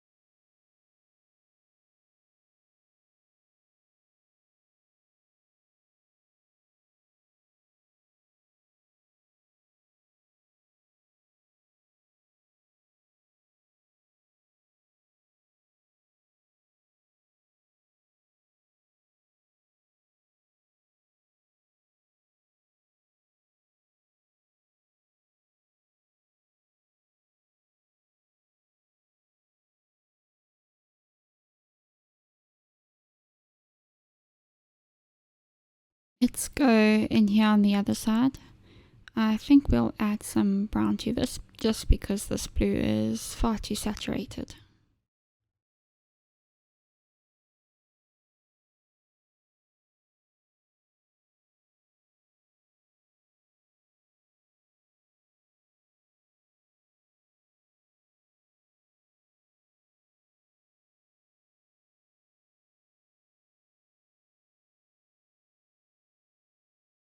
So we have to make the blue less intense. My first idea was actually to do this with the yellow, but this yellow is so bright. I thought I could add it to the brown, but we're not going to do that. This brown on its own is fine, as long as we don't darken it up too much.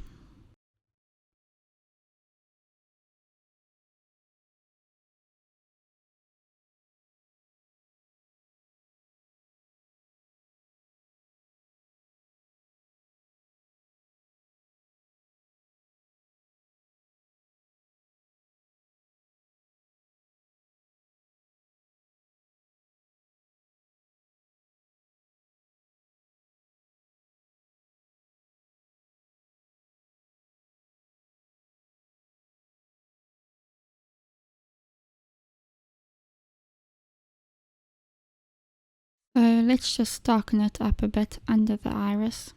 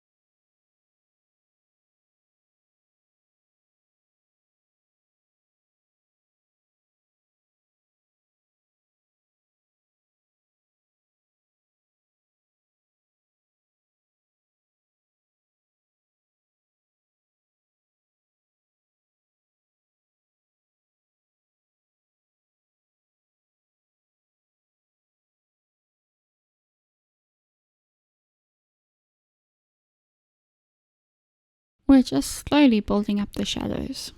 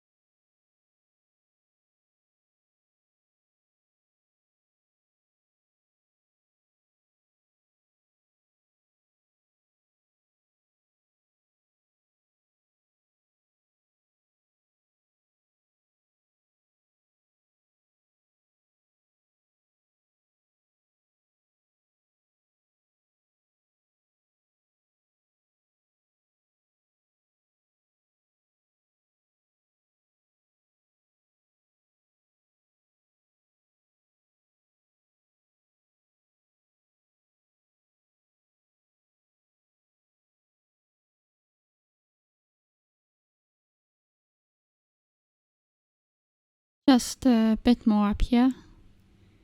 Maybe we'll go back in there with the darker blue.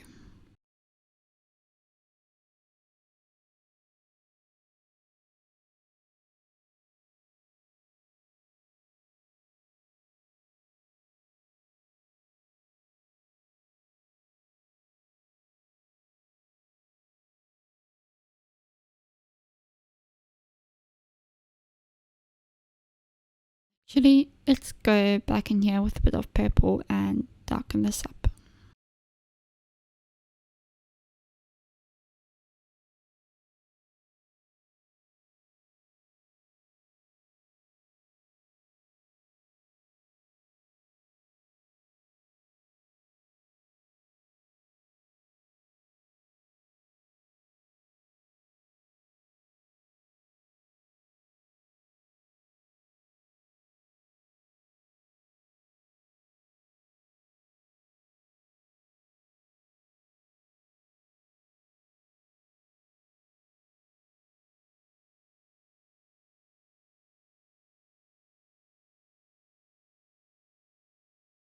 So we're just adding a bit more purple here. It gives it a cooler tone, and so we just get the impression that there's a bit more depth.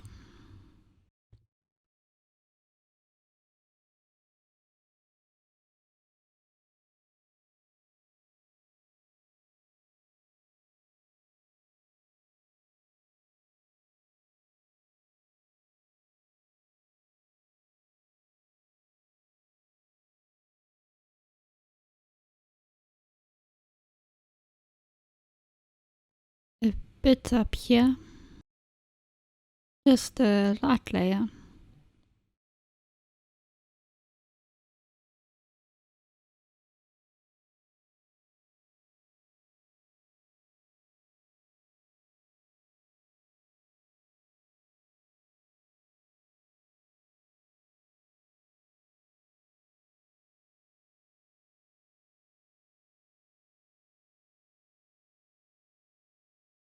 And along this line where it kind of folds over.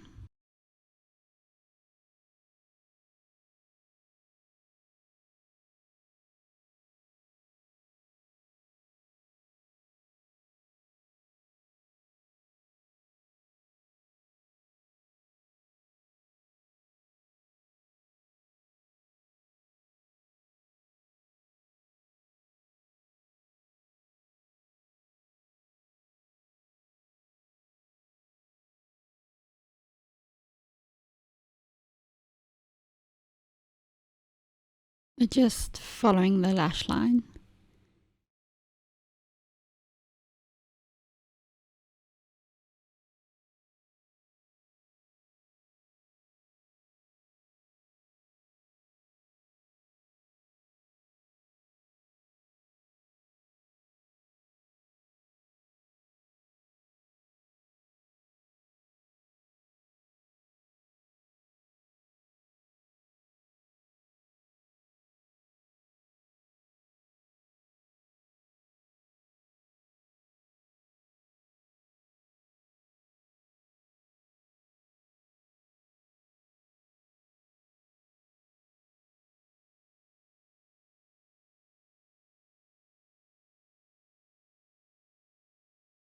So I think we need some more brown over here.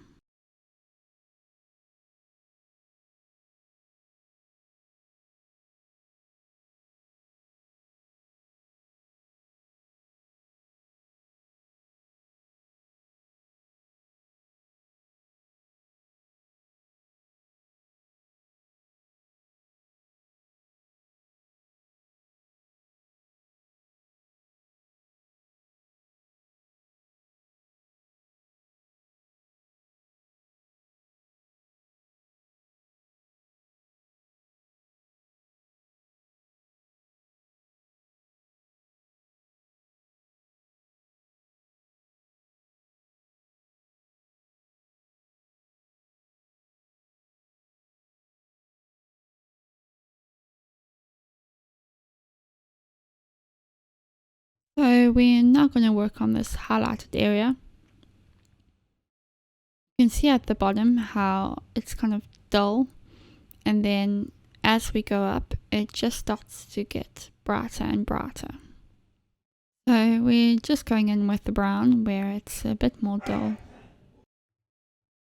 We're just forming a base for this highlight. So let's go over where we have this pink and red just to desaturate it a bit, just so that our highlight comes out a bit more clearly. It's just vary our layer of brown, but a bit more down where it's still pretty dark.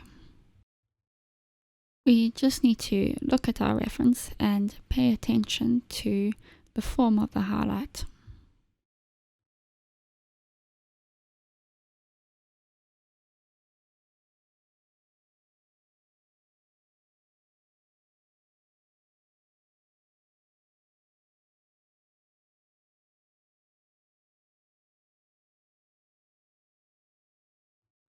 So let's go in with the pink and define the edges of this highlight.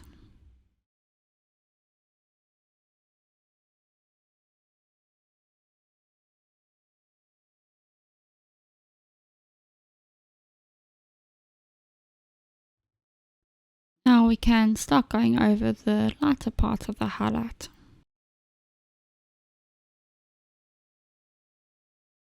We want the highlight to slowly get brighter.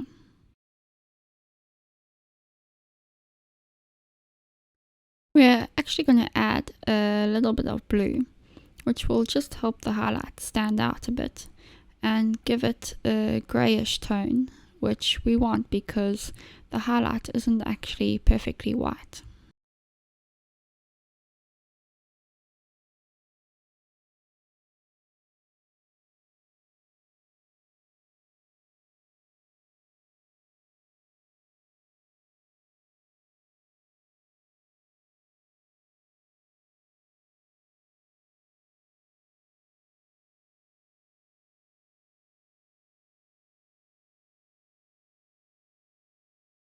Let's bring it over here, even though it's not really a highlight here anymore.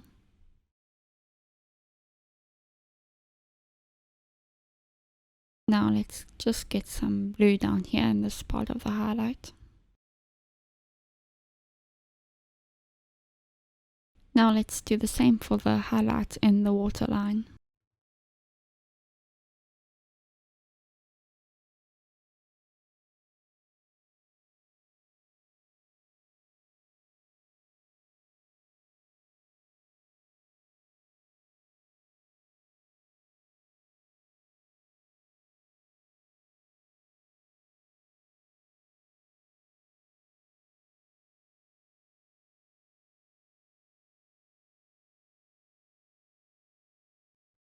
Sometimes, if you're not sure what a drawing is missing or what's wrong with it, or even if you just want a new perspective, it helps to take a step back, do something else, and then come back to it. I do this all the time, and it helps give you a new perspective, and you see it with a fresh pair of eyes, and you can more easily identify what's wrong with it.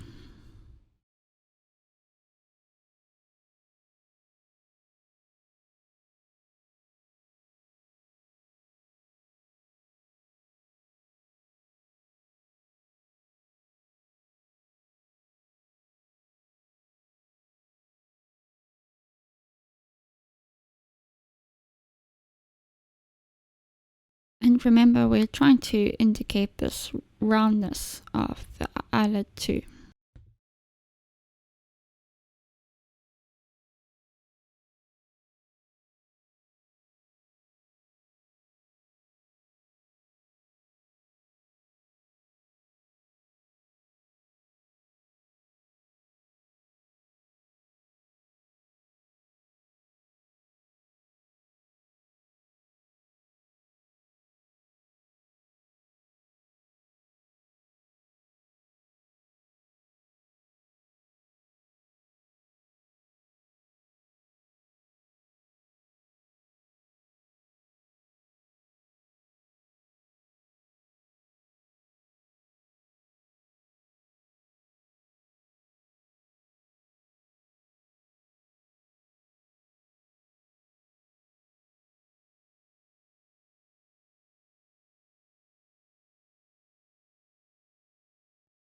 Let's go back in with a bit of black here, just to define where the shadow and so where the white of the eye starts.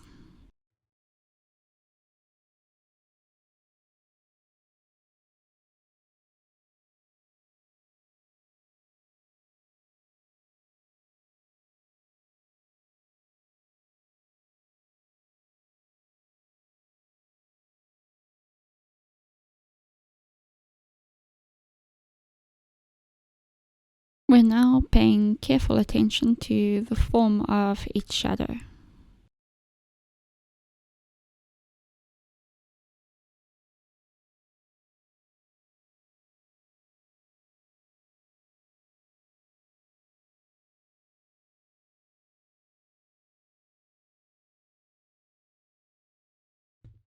So this contrast between light and dark is what gives the drawing its depth.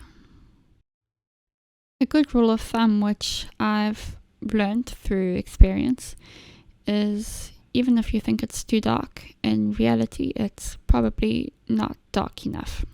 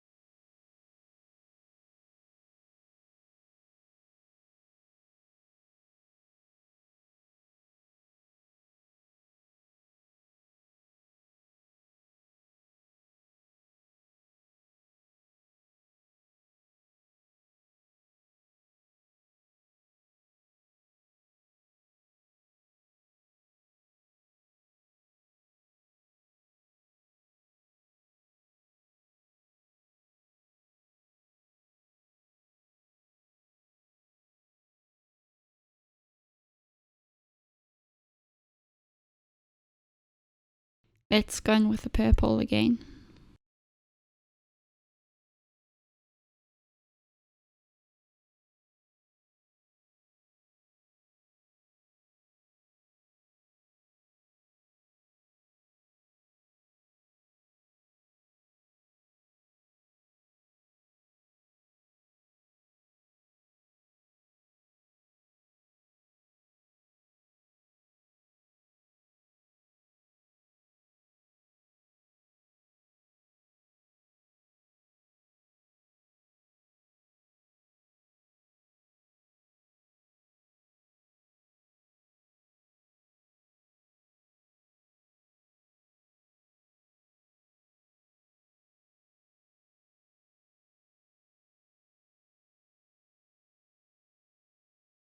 And you can see that this part of the eye is becoming a lot less saturated.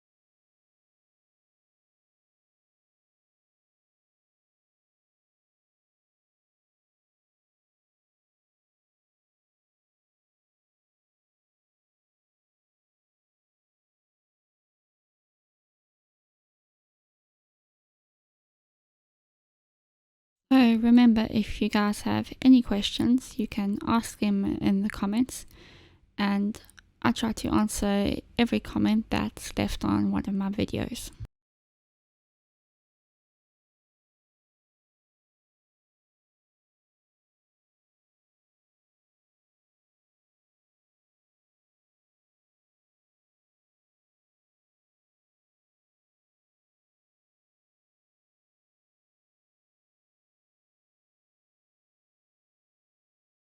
Let's put some purple around the edges of the brown.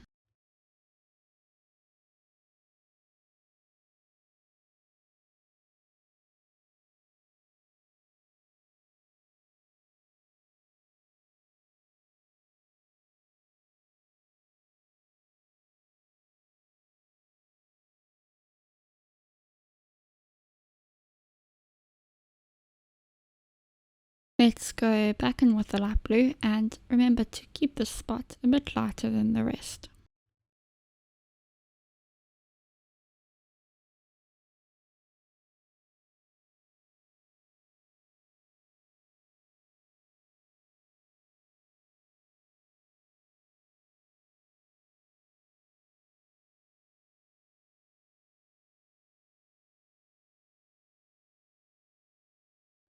And now we're going in with this pinkish purple.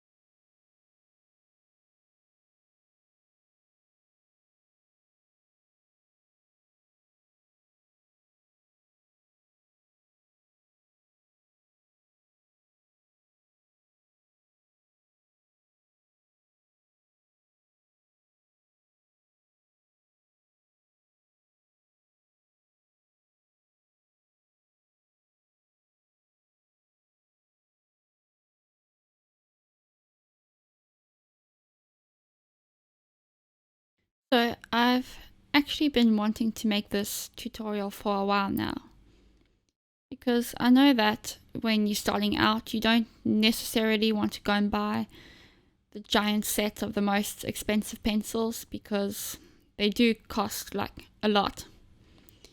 Or at least I know that I didn't want to go out and buy them immediately, but I kind of thought I had to, because when I first started out, I went to my local art shop and I got the cheapest set of color pencils I could get. Well, artist grade color pencils, not like children's color pencils that I'm using now. And it was this pack of 24 generic brand color pencils. And, well, I didn't pay very much for them. I think I got them for like 12 euros, which is about, well, now about $12. Anyway, I came home with them. I mean, I just wanted to test out color pencils, see if I could do something with them, because, I mean, I'd done some graphite drawings, but I wasn't very good. And I was just so amazed by people who I'd seen on YouTube doing these color pencil drawings. And I mean, I so wanted to draw like that, but it looks so hard. Anyway, I didn't know if I could do it yet. I wanted to get that confidence before I went and spent like 100 euros, 400 euros on a big pencil set. So I came home with my box of pencil crayons. There were 24 in the pack. I mean, they're decent for the price. And I went and bought a tutorial from another YouTuber. I won't mention who. But the first thing in the tutorial, they said that you should go and invest immediately in this giant box of, I think it was the Polychromos. I have them now, but it might have been Prismacolor.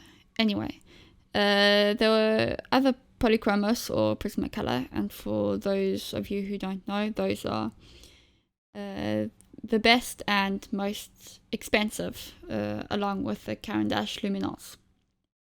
But anyway, that's not the point of the story.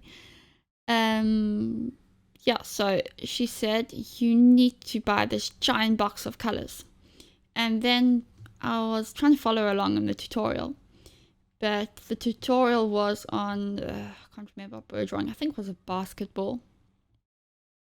And she was saying, now take these 3 different colors, but each color was, well, to me at the time, they all looked the same. They kind of looked like a variation of this kind of sandy orange. I think it was like jasmine or something. Anyway, at that time, they all looked the same to me. But they all kind of look like, yeah, like the sandy color. And I looked down at my pack. I looked at the crayons she was using.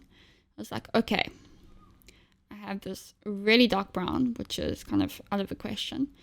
But the closest thing I had, or the closest thing any kind of normal color pencil was orange. So I looked at my color pencils, and she was talking about, I think she actually went up to like 4 different shades of this kind of sandy orange. And I looked at my color pencils and I was like, okay, I have Lumo orange. What do I do? So the next day I went and bought a pack of, I think it was 60 or 64. Anyway, the 60-ish pack of Polychromos. I love my Polychromos, so I have the Polychromos and the Caran d'Ache Luminance. I love both of them so much, and luckily I did carry on, but I thought I absolutely needed those pencils, otherwise I could not produce anything decent. But so I'm trying to kind of prove that wrong and show you guys that it is possible to do something decent with just, regular color pencils. But I still didn't know very much, and I don't want you guys to fall into the same trap.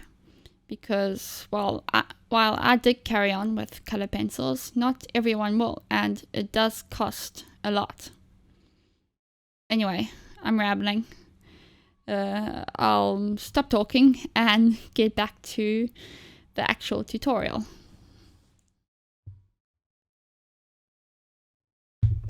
Anyway, I just hope this tutorial can help out some of you guys.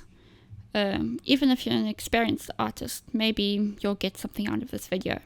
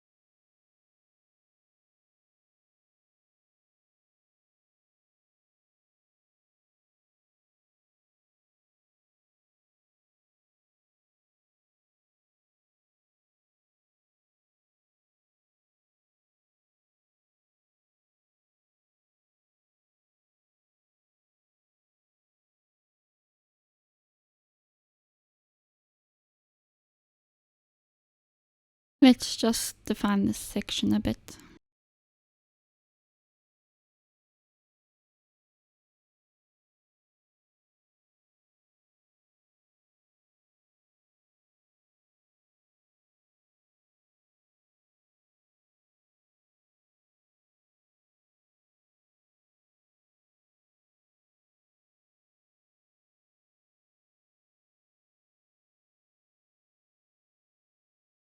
We're now going to go back to the iris, and let's just use this purple to blend out the black.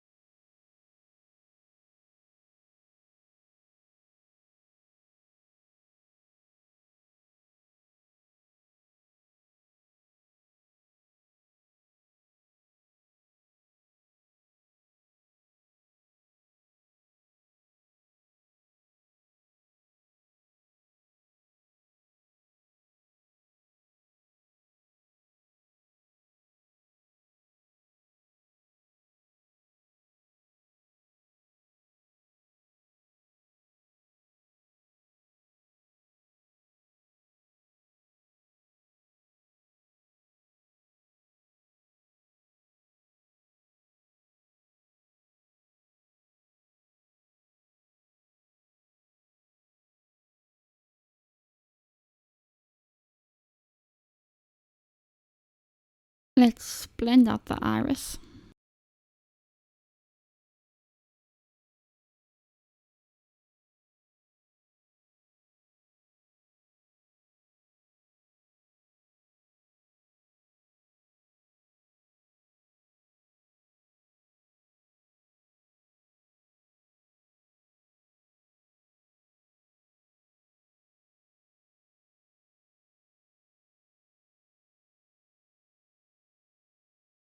Now let's add a bit of purple to the sparks coming from the center.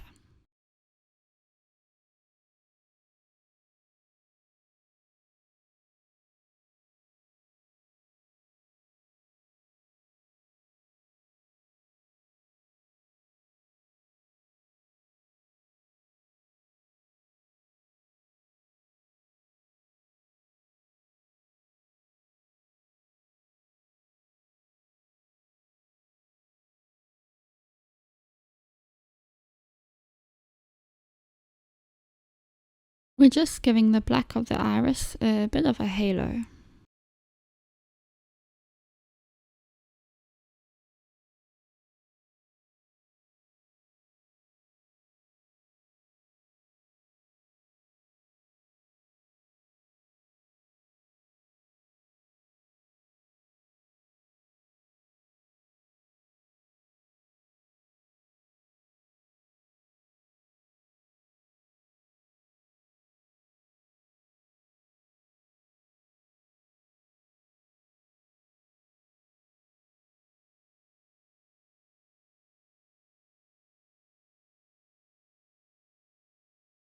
So I've actually exaggerated the iris a bit, and it's a bit overly saturated, but I kind of like it like that, so I think I'm going to keep it like that. What do you guys think?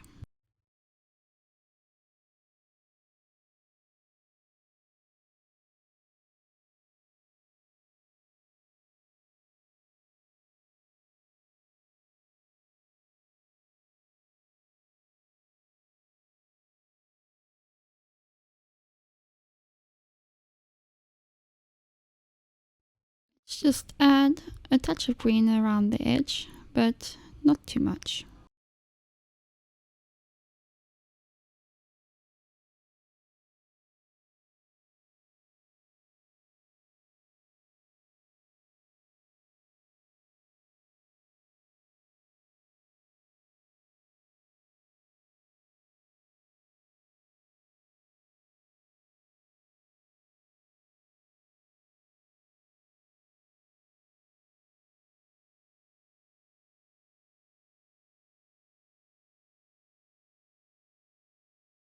So let's take a look at the highlights in the eye.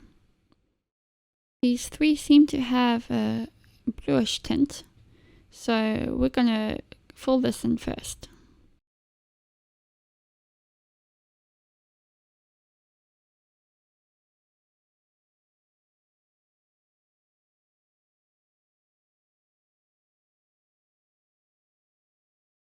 And so we're just filling this in as lightly as we possibly can.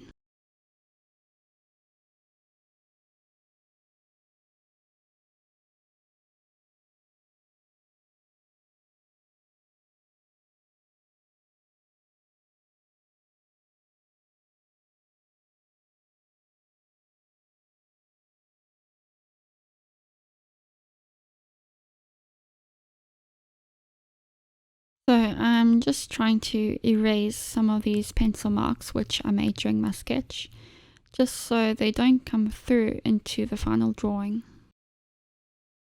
So let's just leave a little bit of white at the top.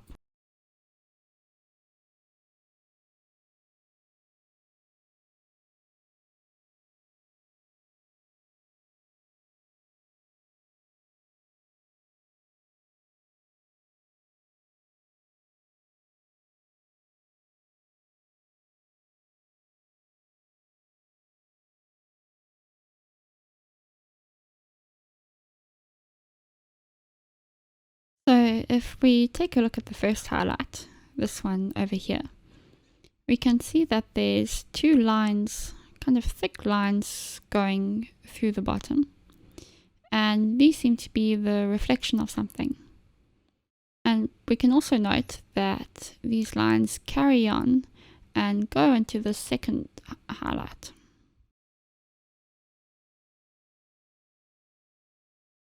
So let's just draw in the shape. You don't have to get the exact same shape as the reference, just something that looks believable. And remember, we need to continue the shape into the second highlight.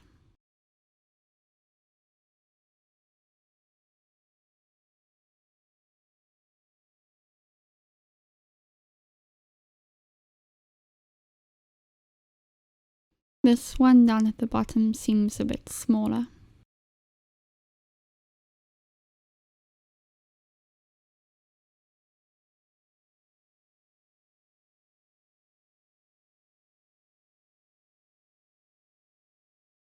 And notice how these lines are actually curved because they follow the curve of the eyeball.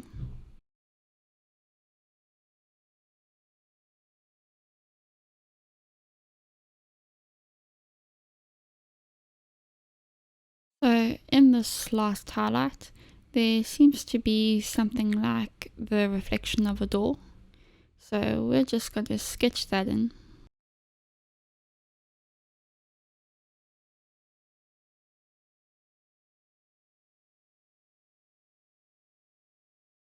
And then there's this little rectangle that looks like a door handle.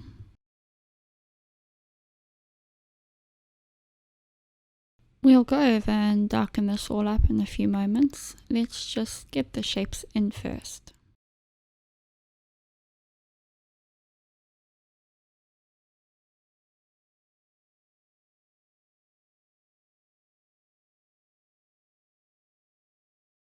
So let's draw some shadows into our shapes.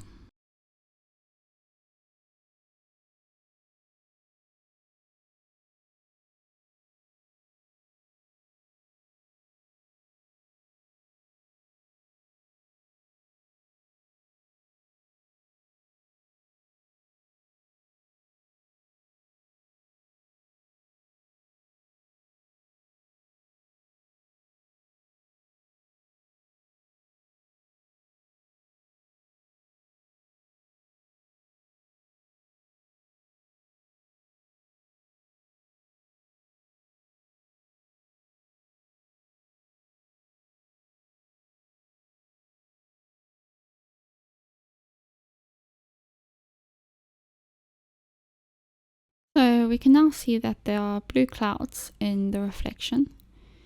We don't have to draw them in exactly, but just have something to indicate that there are changes of values, and just something that looks a bit believable.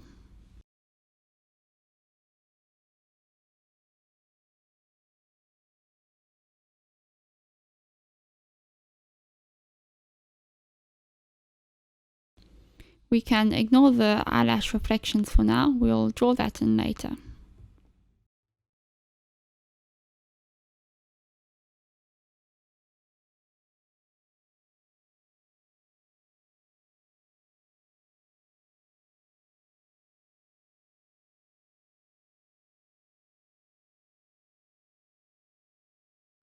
So I'm still going in with the light blue and just darkening it up some of these clouds, making them a bit more cloud-like.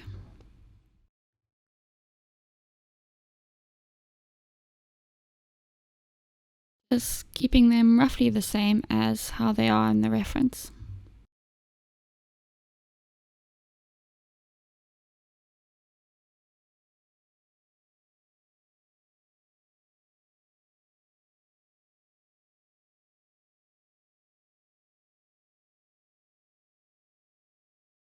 Now let's put some of the shadows in with the darker blue to make them a bit more cloud-like as well.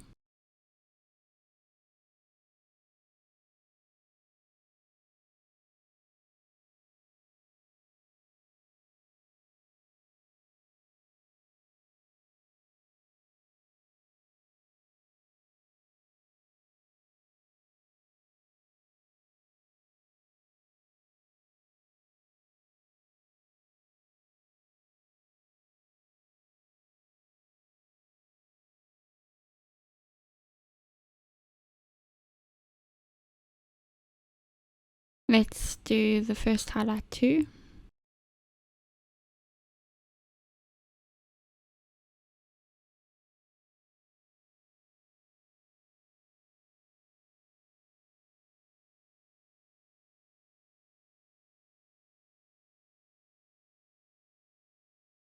This middle highlight as well.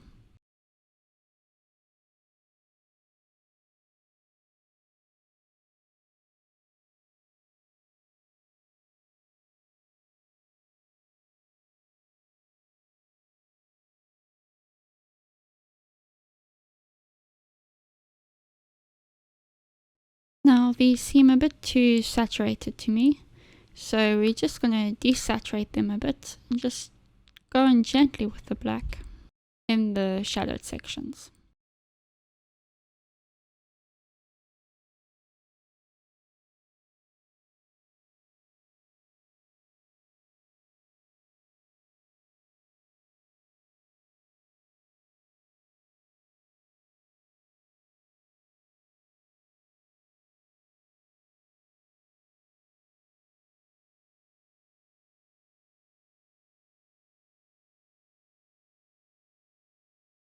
So let's go back in with the light blue just around the clouds so we can indicate a bit of where the sky is.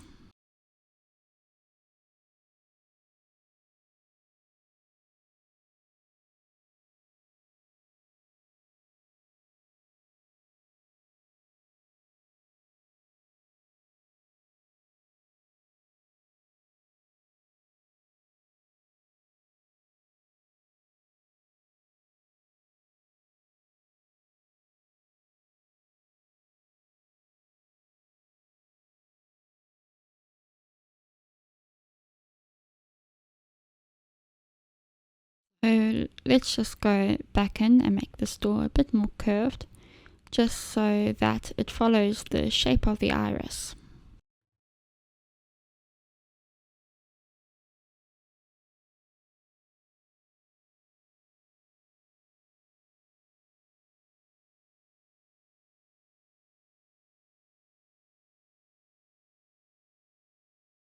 So let's darken the areas around the highlight, just to give the highlight a bit more impact.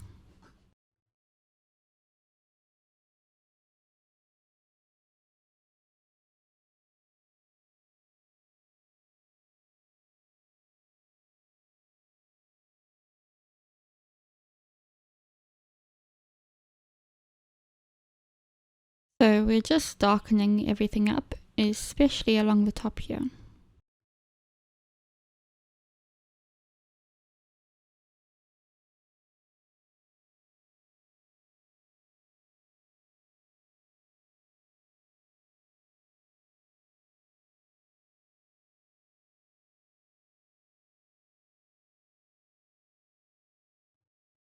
So when you're doing this top part here, you can push a bit harder, just so that the eye looks a bit more glossy.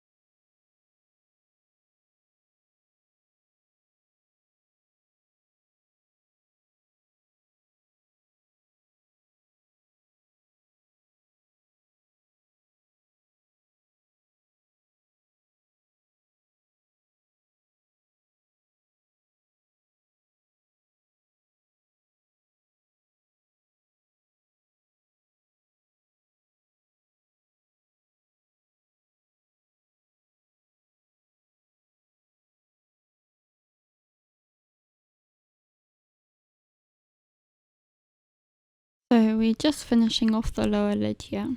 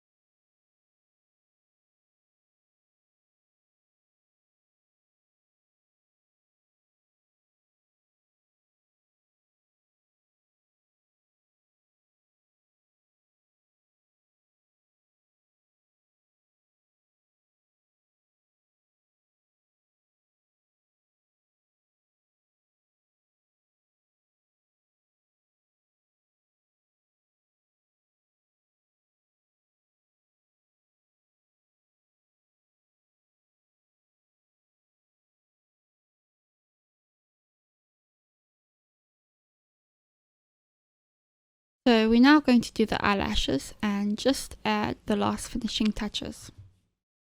So when you're drawing your eyelashes, you need to make sure that you have a very sharp pencil during this whole process. This is essential. Do not skip sharpening your pencil. So when you do your eyelashes, don't start from the side and then just draw the whole line. Start placing your eyelashes in random places so that you do have something to go off. So to draw the eyelashes, we're going to create this backwards J form. So when you're drawing the eyelashes, you're going to want to keep your pencil very sharp and you're going to press hard.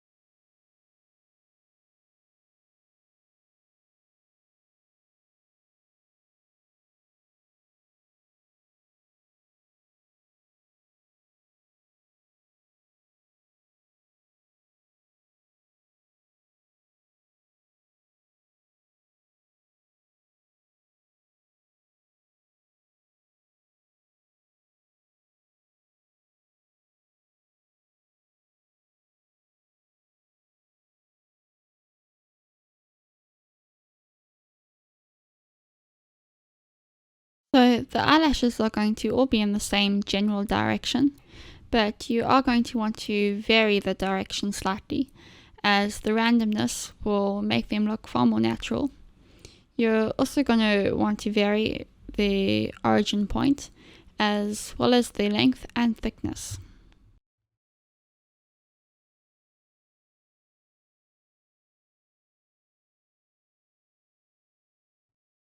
Remember to sharpen your pencil often.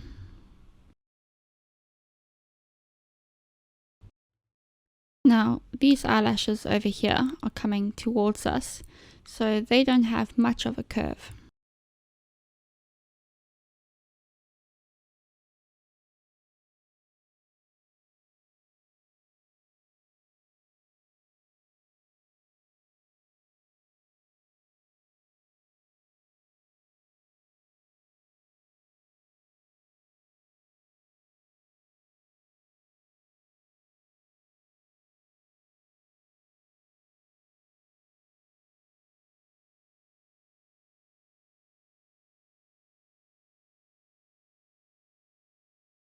So here I'm not following the reference, I'm just placing them in arbitrary directions where I think they could go. We're just keeping the same flow of the eyelashes. We don't need to reproduce every single eyelash.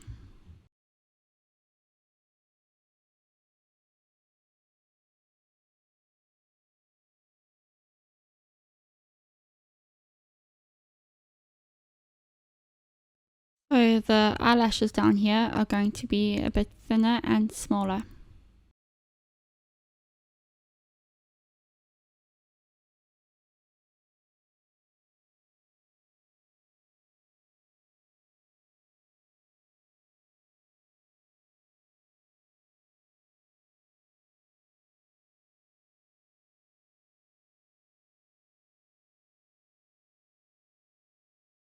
So I'm just thickening up some of them over here.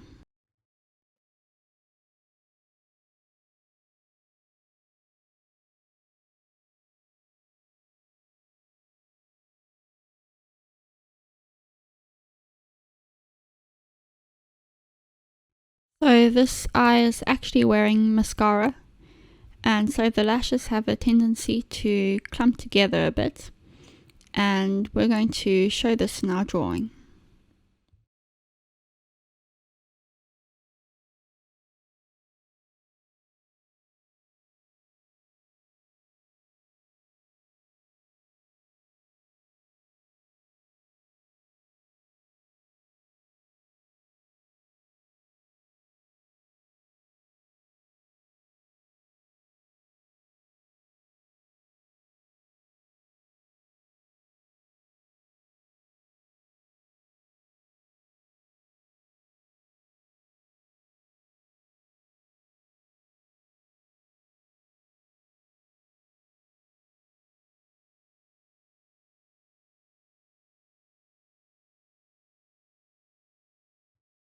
So remember, the more random these eyelashes are, the more natural it'll look, as long as you are still sticking to the general flow and direction of the eyelashes.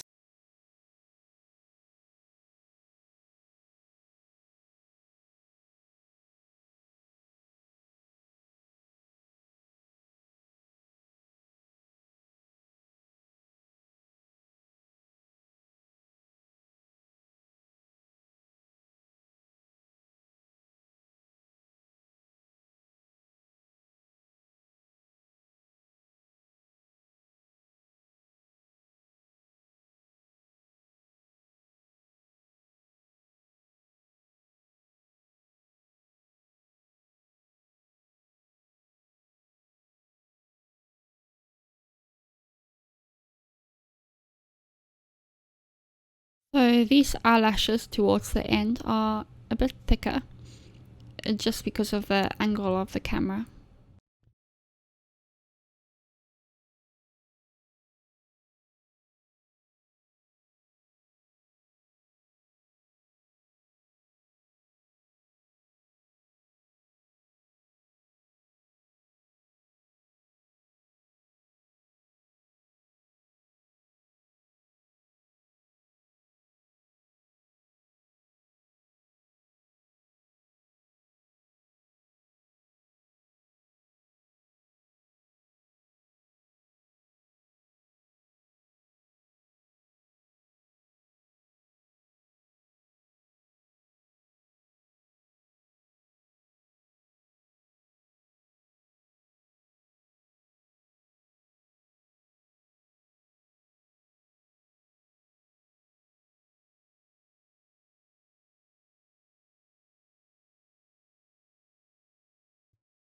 So let's move on to the bottom row.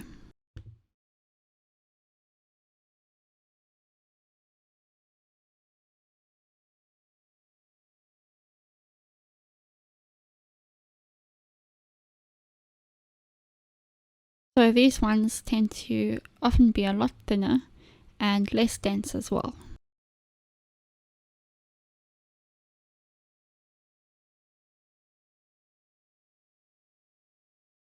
We're just trying to vary the lashes so they come off a bit more natural.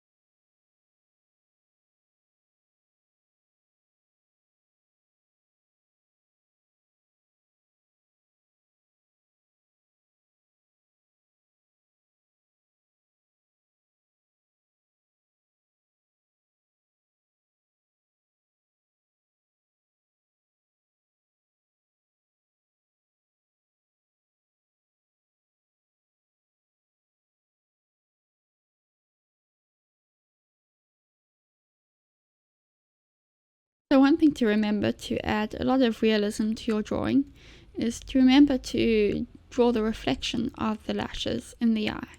So we're going to add these reflections in here.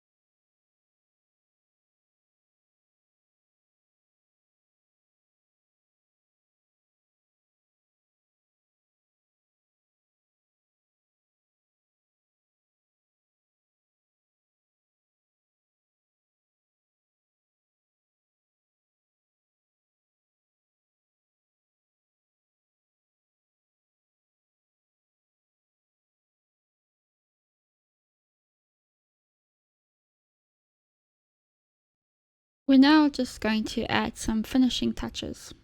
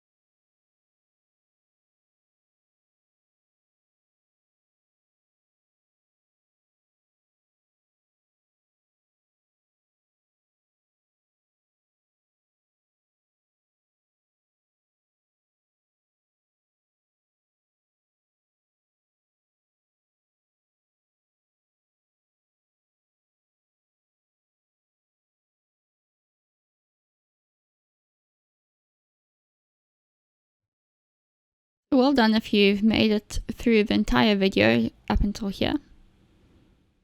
If you've got any value out of this tutorial, please consider giving it a like or subscribing, as this really does help me so much and I really appreciate it.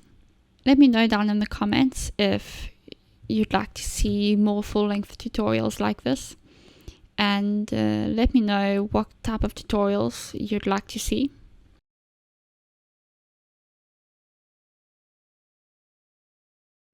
Also, tell me if there's anything I can do to make these tutorials easier to follow or improve these tutorials, as I just want to help you guys. If you have any questions, let me know down in the comments and I'll get back to you. And if you want to show me your drawings, you can tag me or send them to me on Instagram. And I'll see you guys next time.